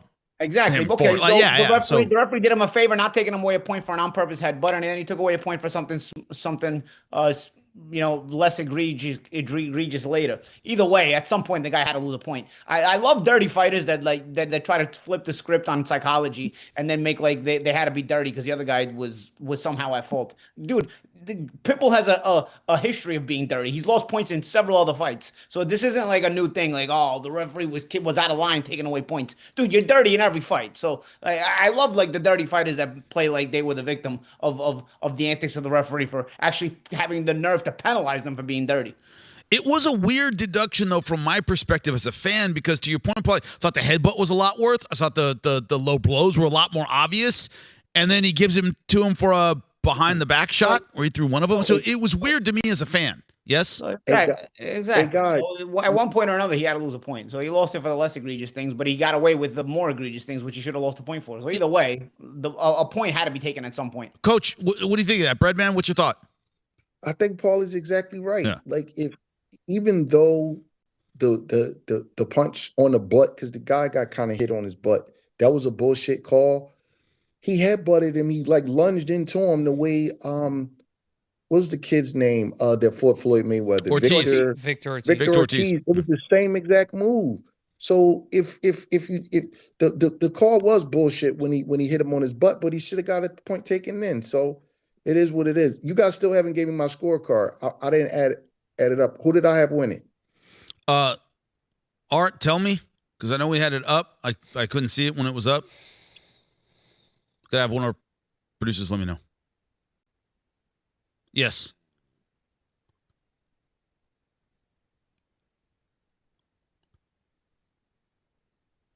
You had it a draw, Breadman, and Santos, you had it for Cruz by a couple rounds. 116, 114. I had Cruz 7-5. Yes. Yeah, you had it by Cruz. That's how the judges had it. One judge for Cruz. Yeah. And then two judges had a draw. Two judges were Breadman. So, it's obviously, Pitbull kind of harping on the referee a lot but when you look at this fight, Chris, what's your thought about this draw, which a lot of people thought he was going to get robbed in Texas, and he gets a draw. Is that a win? I mean, how do you see this in the end? Definitely not a win. A draw is never a win. Right. Close fight, for sure. I thought Roach won the fight. I thought he edged it out at the end. He closed really strong. But I'm not mad at the draw. Yeah. I think for once Texas didn't rob anyone. I know he's acting like he got robbed, but it was a good fight, and I thought it was. I think that Roach could have made it a lot easier, but he didn't. But I thought he closed the show really good at the end. But you leave the door open for this kind of decision, and that's what we got. One thing he could have done differently to you, Chris, would it have been the consistency of the jab? Because it was a factor late, wasn't a factor early. Listen, I fought these kind of guys before, and they don't allow you to do what you want to do early on. Like, oh, this is the game plan. And then they just like you're already in round 4 and like, all right, we're in a dogfight. Yeah. Which is what happened to Roach. And then as the fight went on, you started to see him. Yeah. But because he's not a guy who has footwork, he can't move like that. Like, I had the same situation before my career, but I can move. I had lateral movement. Roach is a catch-and-shoot fighter. I wasn't a catch-and-shoot fighter. So I didn't have to be in the pocket the way he did. So he figured it out as it went, but he had to give up a lot of rounds to do that. So I don't know. I think he could have used the jab more early on, but hey, Cruz is a really good fighter. He's very good at closing that distance and making it a dogfight, as a Pitbull would. But I thought it was a good fight. Both guys fought well. And we got a draw, but I thought Roach won. I thought down the stretch he did what he needed to do, but I mean, this is boxing and we're in Texas, and I guess we got to fight again. What I'm curious about, Breadman, let me start with you, is at 140 pounds, at least early on in the fight, an undersized 140-pounder was able to impose his physical will on Lamont Roach. Is 140, we might get a rematch. That's certainly a possibility. But is 140 really somewhere you think Lamont Roach can stay based on this performance tonight? Well, that's a good question. It's not about if he can stay there. It's like he moved up. He won the title from Hector Garcia, right, at 130. Yeah. And then he took the Tank fight at 135, and now he's fighting at 140. And he only has about 10 knockouts in about 30 career fights. So I know he moved up. You got to take the Tank fight because it's big money, but it doesn't seem like that 140 is his weight division. I know that everybody walks around 20, 25, 30 pounds over in this era, and they pull all the water out their body and put it back on them. But, he seems pretty strong, but those 40-pounders, the Gary Antoine Russells and them kind of guys, those are big, strong guys. I think he's probably more well-suited for 130 or 135. Unless you're really dynamic, you got to be careful with moving up, man. You know what I mean? Yeah. Terrence Crawford spoiled a lot of people. It's not as easy. It's just he's a freak. Yeah, thank you, Bradman, for saying that, because a lot of people think it's easy. Yeah, I think Bird makes some good points in that regard. I think Roach at 135 is probably his best bet. He's been stripped of the 130-pound title tonight, so he's got no reason to go back down to 130. Maybe there are some good fights to make at 135. Hey, man, why not a rematch of these two at 135? Pitbull's a 135-pounder himself. Yeah, man. True. Coach Santos, what's your thought on it, and where he should end up when it comes to his career after tonight? As far as Roach goes, I mean, obviously, I think in some ways he's an overachiever just to do what he's done. But a kid, Alberto Puello, that I took to the 140-pound title, the first Dominican ever to do it, I can't see him beating guys like Puello that have, that are 6 foot and have 76, 77-inch reaches. Anything can happen in boxing, but he's not beating the Gary Antoine Russells. He's not beating the Alberto Puellos of the world. He's not beating the Matisses of the world at 140. I can't see that happening. I think he needs to stay at 135. Could he fight Pitbull at 140 again? Obviously he could. But the Puellos, the Matisses, the Russells, not going to happen.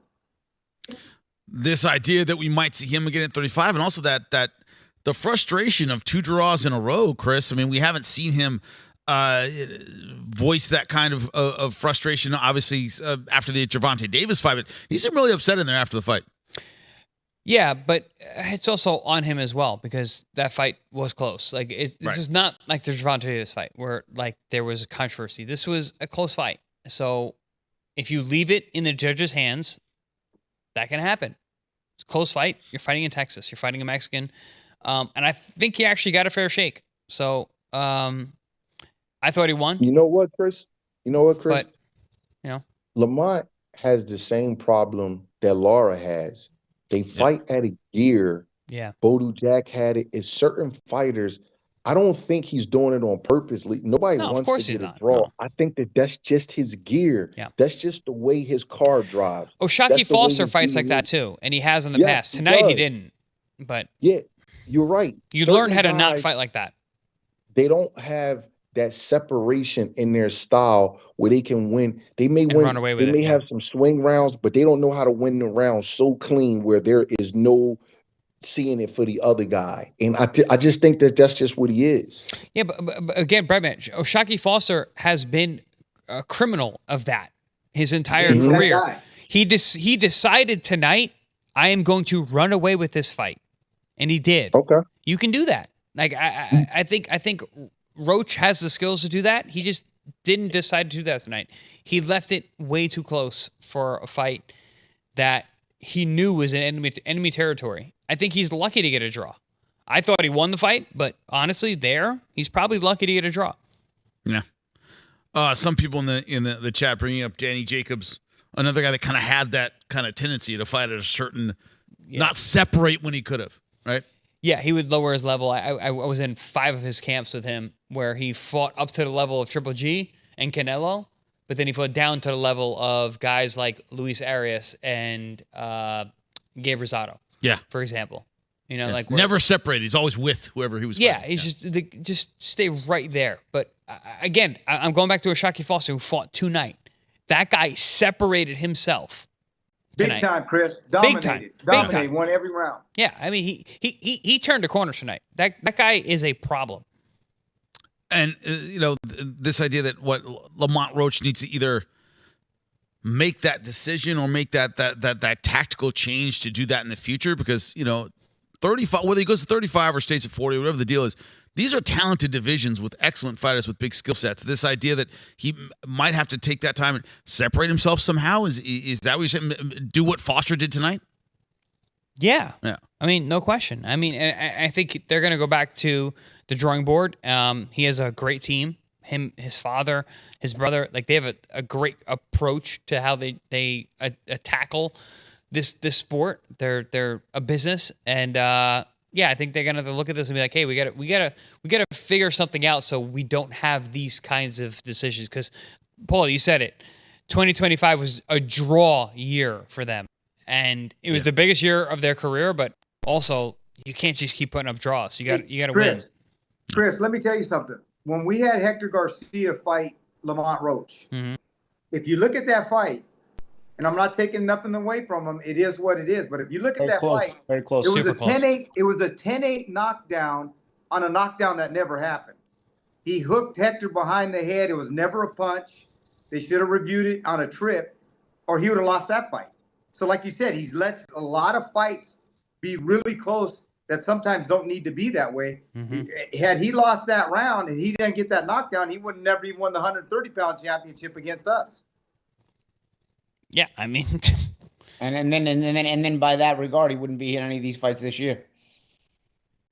So, he's talented enough, like you said, to pull away in some of these rounds where he has too much lulls in the action. And like Laura's been with me virtually his whole career. To Breadman's point, there's times with Laura sometimes too where it's like he'll just do just enough, but when you do things like that, a lot of times it's going to bite you in the ass. You roll the dice enough times, it eventually comes up snake eyes. This is what it is. But the opinion moving forward, Paulie, looking at this fight, it's another draw. It was the biggest fight of his career against, or maybe the second biggest, against Isaac Pitbull Cruz in hostile territory. What do you think this does for his brand moving forward? You talk about guys getting in the room. You're either in the room or you're not in the room. Where do you think he is right now? He's still in the room. Yeah. Obviously, I think he's still in the room. I don't think that's a question. And because he's had these high-profile fights and these headline-making fights, because even the controversy of these draws, they're headline-making fights, he is becoming what? A draw. So again, no pun intended. Draw being the term of the year for Lamont Roach in 2025. Wow, Paulie, that's the stamp, baby. You stamped it. It's very stamp of approval.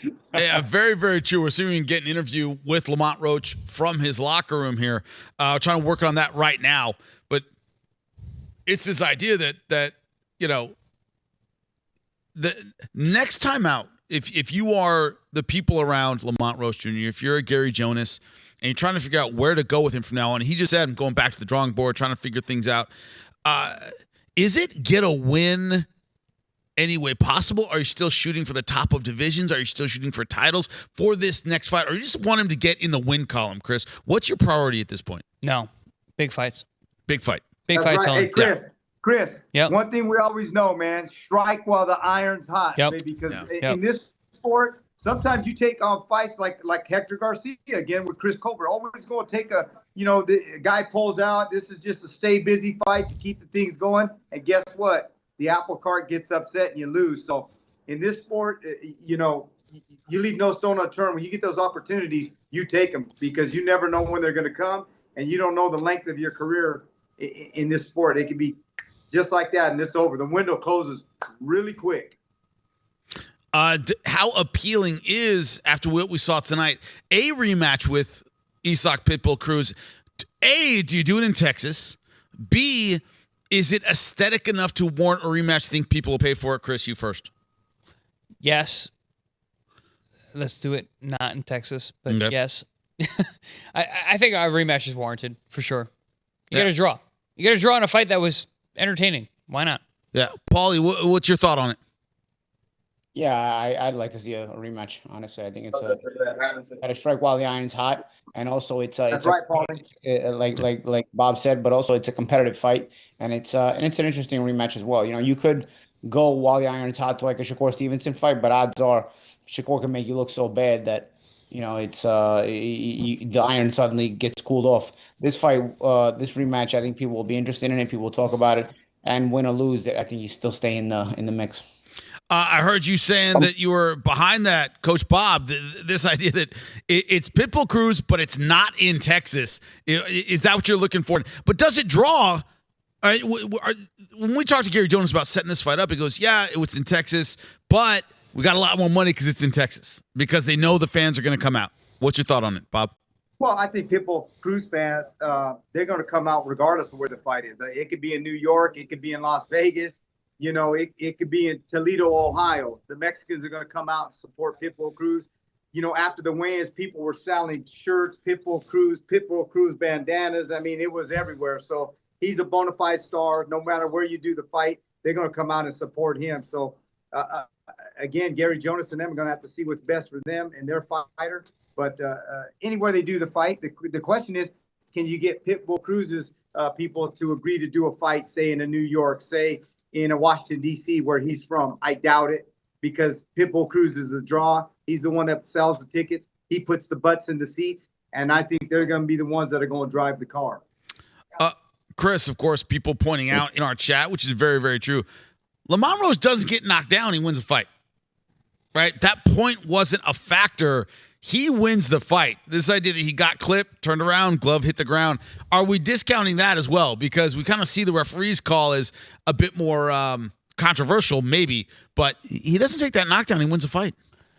Yeah, but there's also a point deduction. It's a super close fight. I mean, these guys were neck and neck throughout. I'm saying this flat out. I thought Roach won the fight. Yes. You know what, though, guys? I'm going to give you a little tidbit, a little caveat, though. When people say things like that, because me as in a corner, right? So when everybody was talking about Gervonta Davis, the Gervonta Davis, if they ruled that a knockdown, Roach wins the fight. That's not necessarily true, because now I'm in the corner. I got a big puncher like Gervonta Davis. I'm saying, hey, you know what? We're behind. Yeah, we're behind. Get after his ass. I agree. I said that. So now we could get killed or he could get killed. Maybe you win the fight. Maybe you stop us. But maybe we'll knock your ass out, though, too. You got to remember that, because when you get in that corner, you start cracking that pony.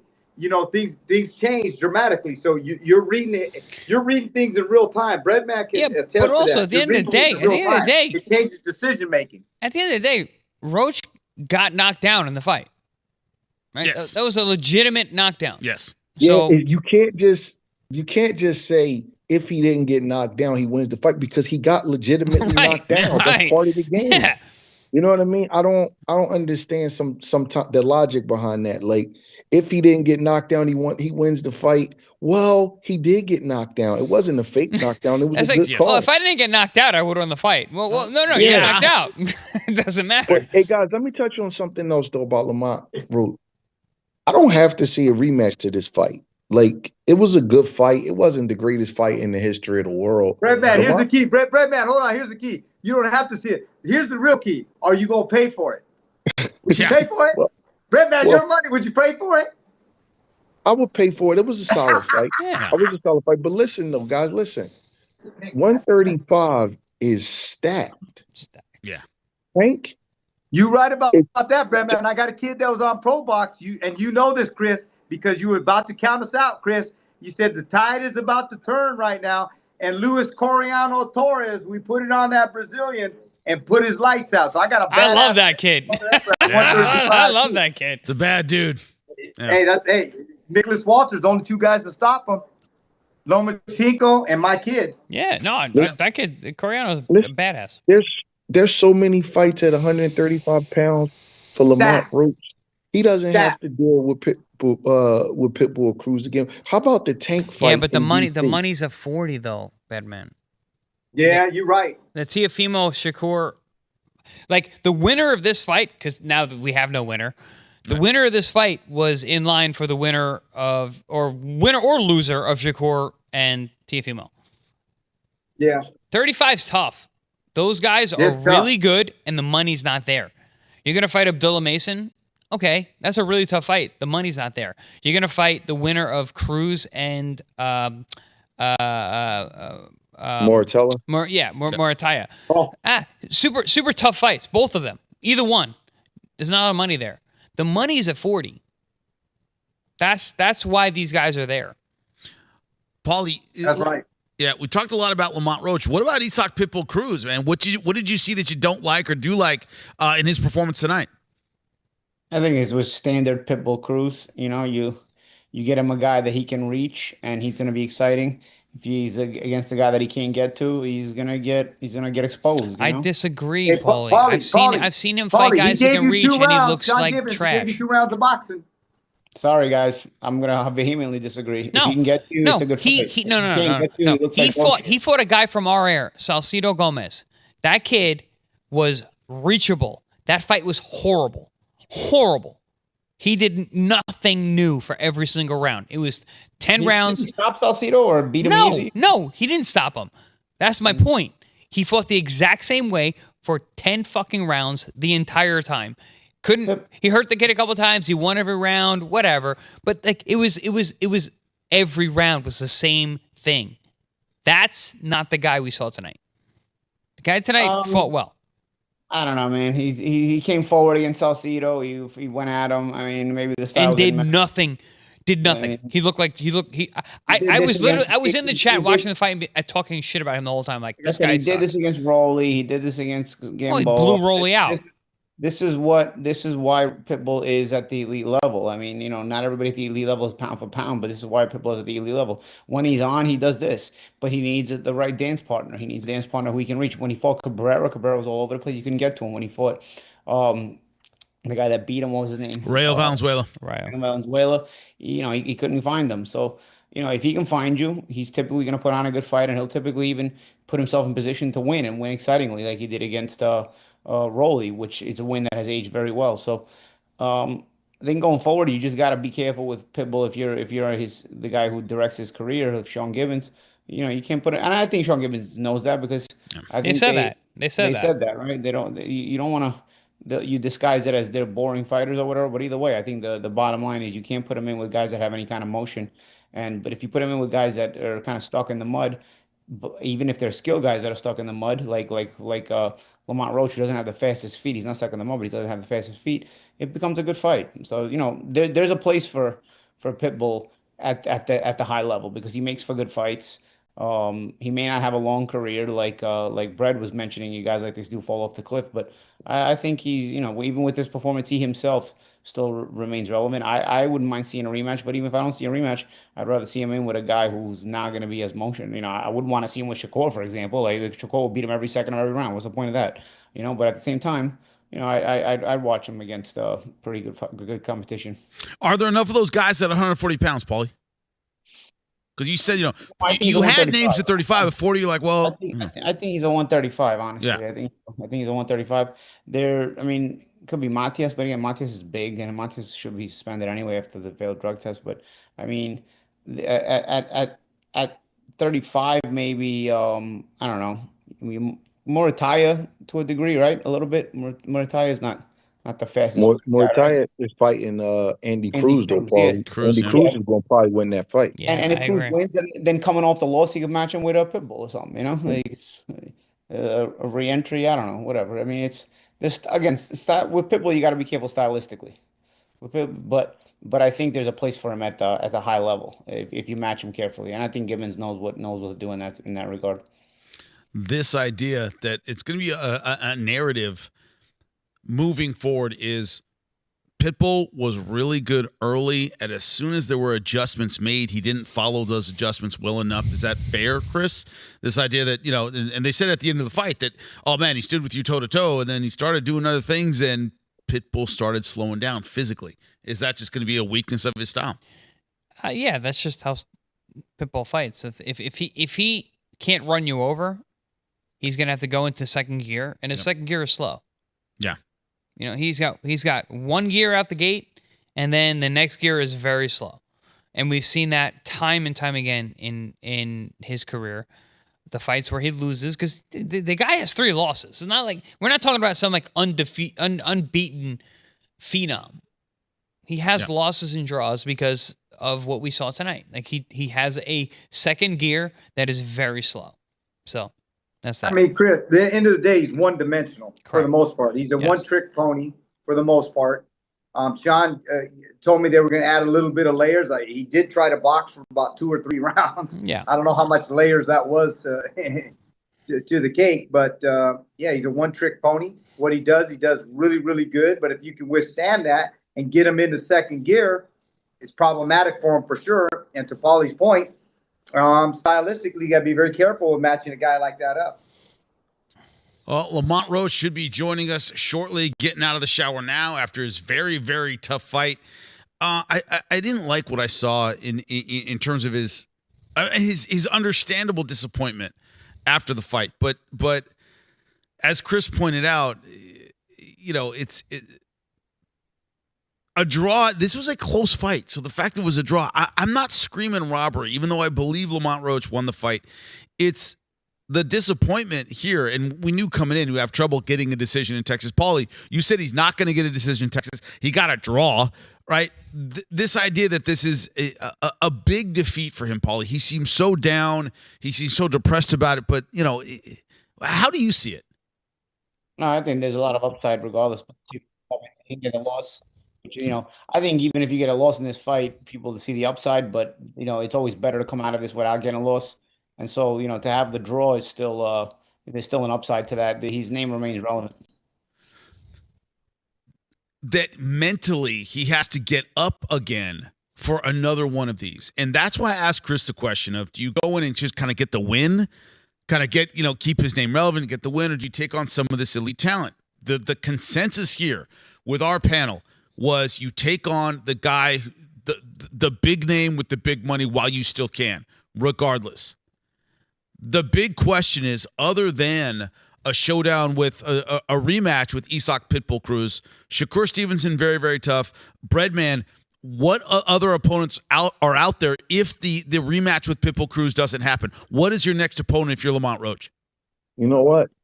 I hope nobody takes this personal, but I would get one of the best guys from the UK. Whoever the best fighter in the UK at 135, I would take him. That's one quick way for Americans to always look good if you really think about it. Okay, looks like we have Lamont Roach Sr. ready to speak to us now. I'm hoping he can hear us. How you doing, man? Can you hear us, Coach? Yes, sir. How you doing? Hey, good. How are you feeling after the fight? We know it was very, very close. Lamont looked very, very upset about the draw itself. What's your thought on it, man? I thought it was a great fight, but I thought it was a great fight that we won. I thought Lamont took over in the later rounds, and he outpointed him. Tactically, what did you think Lamont did well? What do you think Isak did well? What would you have changed? Give us your thoughts on the tactics of the fight. Well, it kind of went like I thought. And like Lamont said, we had several ways we could have took this fight. We could have done what we done in the back half. More, but we sustained an injury during the fights that change a little bit our game plan. So, but Lamont showed the dog and his willingness to even go through what he went through in that ring and still deliver a spectacular performance. Man, most people probably could have stopped. You know what I'm saying? So, but I'm proud of him. We didn't get what we wanted. If you get a draw in Texas, man, you already know what it is. What was the injury, Coach? Right hand. So so you guys icing that after the fight. I agree with you. I think that the fight was really tough early on. Obviously, Roach. He's a fast starter. He comes out the block fast. We expected that. Yeah, we expected to sustain it. We knew he was going to tire like he did. We left some food on the table as well. But the way he boxed and with this one hand was very impressive. But we'll go back. I got to look at it again, look at the tape and see, some of the other things that we got to work on and maybe correct as well. So I just fresh off my mind, I'm just going off that. Right. Yeah, no, I think we're all in agreement over here. We thought you guys pulled it out at the back end of the fight because Cruz came on really strong early, but you guys boxed really well toward the end. Knowing about the hand injury, though, that's something to really think about. That being said, I know it's really early, but where are you guys at now? I mean, you got 2 draws this year. 2025 is the year of the draw for you guys, unfortunately. The biggest fights of your careers. What does the horizon look like? But Chris, here's the thing, and it's very hard. I mean, one thing's to face an opponent in front of you, but it's the other thing is to face the opponent plus the men in the long pants. I mean, come on. This guy's fighting against his opponent and the judges. Here's the thing. Oh, we've been saying that all week. Yeah, we get it. Yeah. 2 fights in a row. But look, the people seen it. He comes to fight. He could have made this easy and boring for the fans, but that's not Lamont. Lamont wants to give the fans a fight, and he came and did what the fans walked out of here impressive with. Another fight of the year. Robert, but the guy deserves to get what is his. I'm not saying okay. give it to him. So do we fight this guy again? What that's my question. Like, what do we do next? Well, the fans want to see it and they ask for it. Why not? It was a good fight. Lamont, it was a good fight. Yeah. And you know what? It's one of those fights that ended 2025 as a great year in boxing. But what we need to do is find a way for the judges to get it right. The guy that gets the victory deserves the victory and deserves to go home as the champion. And that's twice this year. The 2 draws are 2 fights that he should have been the victor. Well, Robert, then let's do it the way we did it with Juan Diaz. The first one in Chicago, in Texas, we didn't get it. Then we went to Chicago for the rematch and we beat him. Let's go to DC. Let's go to DC next time. One at his own. Or neutral ground, whatever. It doesn't matter. I mean, but that is both, the upside and downside. And we talked, of course, with Gary Jonas about this earlier in the week. This idea that, but it puts butts in seats. It's a lot more money. He draws, obviously, as a Mexican-American fighter in Texas, but the downside is we got to deal with a hometown crowd. I mean, that's the positive and negative of that situation. I know it's not easy to deal with, but is that not the case? Well, that's why we came into his ground. We knew coming in there was going to be 80%, 75% Mexicans, but we had confidence, and he did what he was supposed to, and he beat him at his own game. Look how dirty he was. And look, that's not no knock on him. It should have been the ref saying, hey, that's it. 1 more point, 2 more points. What do you think of Pitbull blaming the referee? Yeah. All we needed is, hey, give it back. That's funny. That's funny. He did a lot of dirty stuff, and they hit us low several times. Straight with the head. I mean, the Billy goating, So it's shoulder bumps. But But you know what? Hey, credit to him. That if he could get away with it, that's it, right? But he doesn't get away with it though. He loses points. Even in other fights, he's lost points. He made like he was Mr. Innocent. Like he's lost points several fights because of this stuff. Good from him. But that's what I'm saying. He made like he's been an angel in other fights. He's lost points in other fights as well. No doubt. Thanks, guys. Hey, thank you very much. Man. Appreciate it. Happy holidays. Hey, same to you. Very much appreciate it. Of course, Lamont Roach, a very, not just an entertaining fighter, but also a guy with a great team around him, great support staff, and we know we're going to see him again soon. Yep. A guy with great support staff, great coaches around him. The idea, once again, that there were so many little factors in this fight that led to the draw. When you say that one little thing could have been different, that can be everything in a fight like this. Isaac Pitbull Cruz came out very, very aggressive. And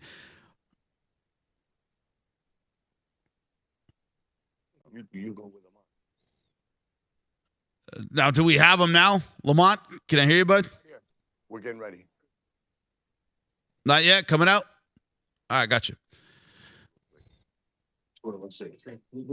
Hey, Lamont, how you doing, man? You hear me? We got to get going, guys, so he's on now. Hey, What's up, y'all? No problem, Lamont. I know you're tired, man. It's been a long night. First off, your thoughts after the fight. No, it's hostile territory, but 2 draws in a row, man. We could feel your disappointment. How you feeling right now? Like you said, I'm disappointed, but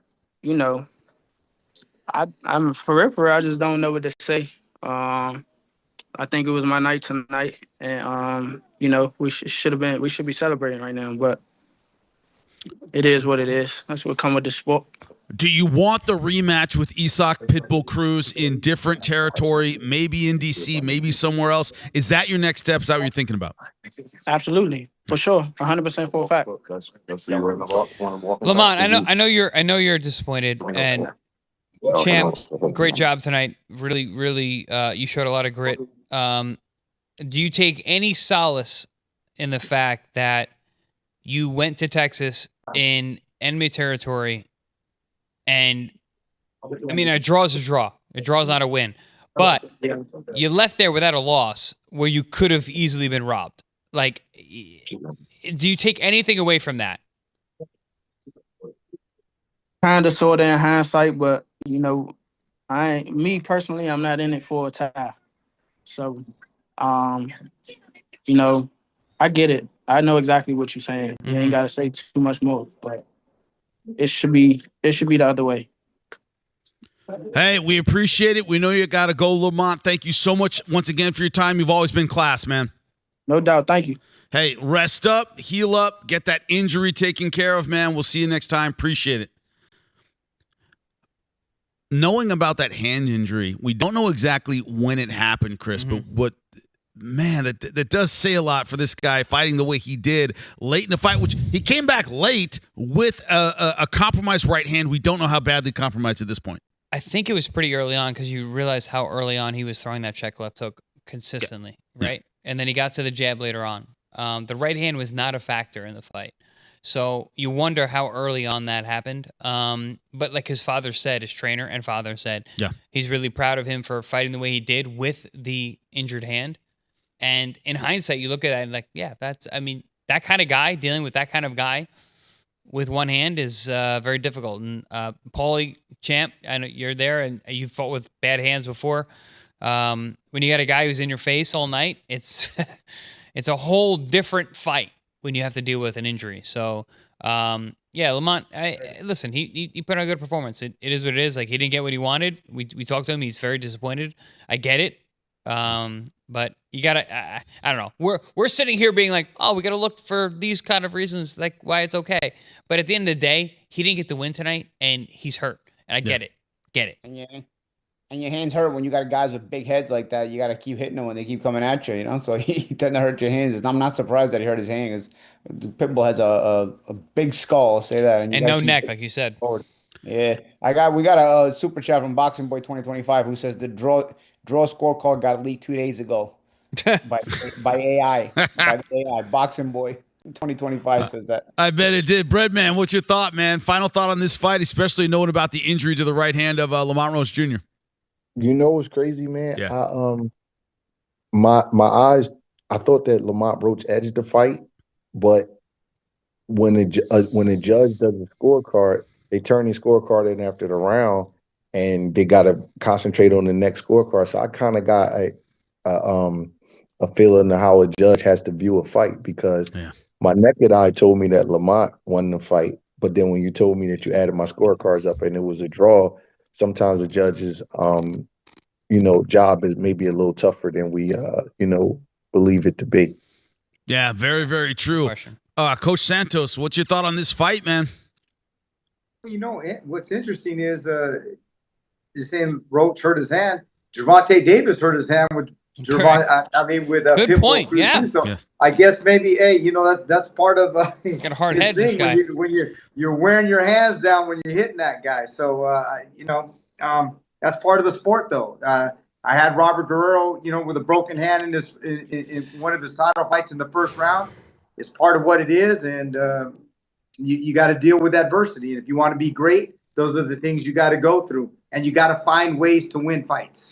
Well, the question is, will we get that statement win from Lamont Roach Jr. in 2026? Two biggest fights of his career so far have been draws. Can he get over that hump in 2026? That's the question. To all the people who've been staying with us on the chat, on our YouTube channel, thank you so much. Here at ProBox TV, Breadman, Coach Santos, you've been absolutely fantastic. We appreciate your insight so much. Of course, the champs, Chris Algieri, Paulie Malignaggi, Jimmy Smith, everyone in the studio, thank you so much for staying with us. We'll see you at the next fight.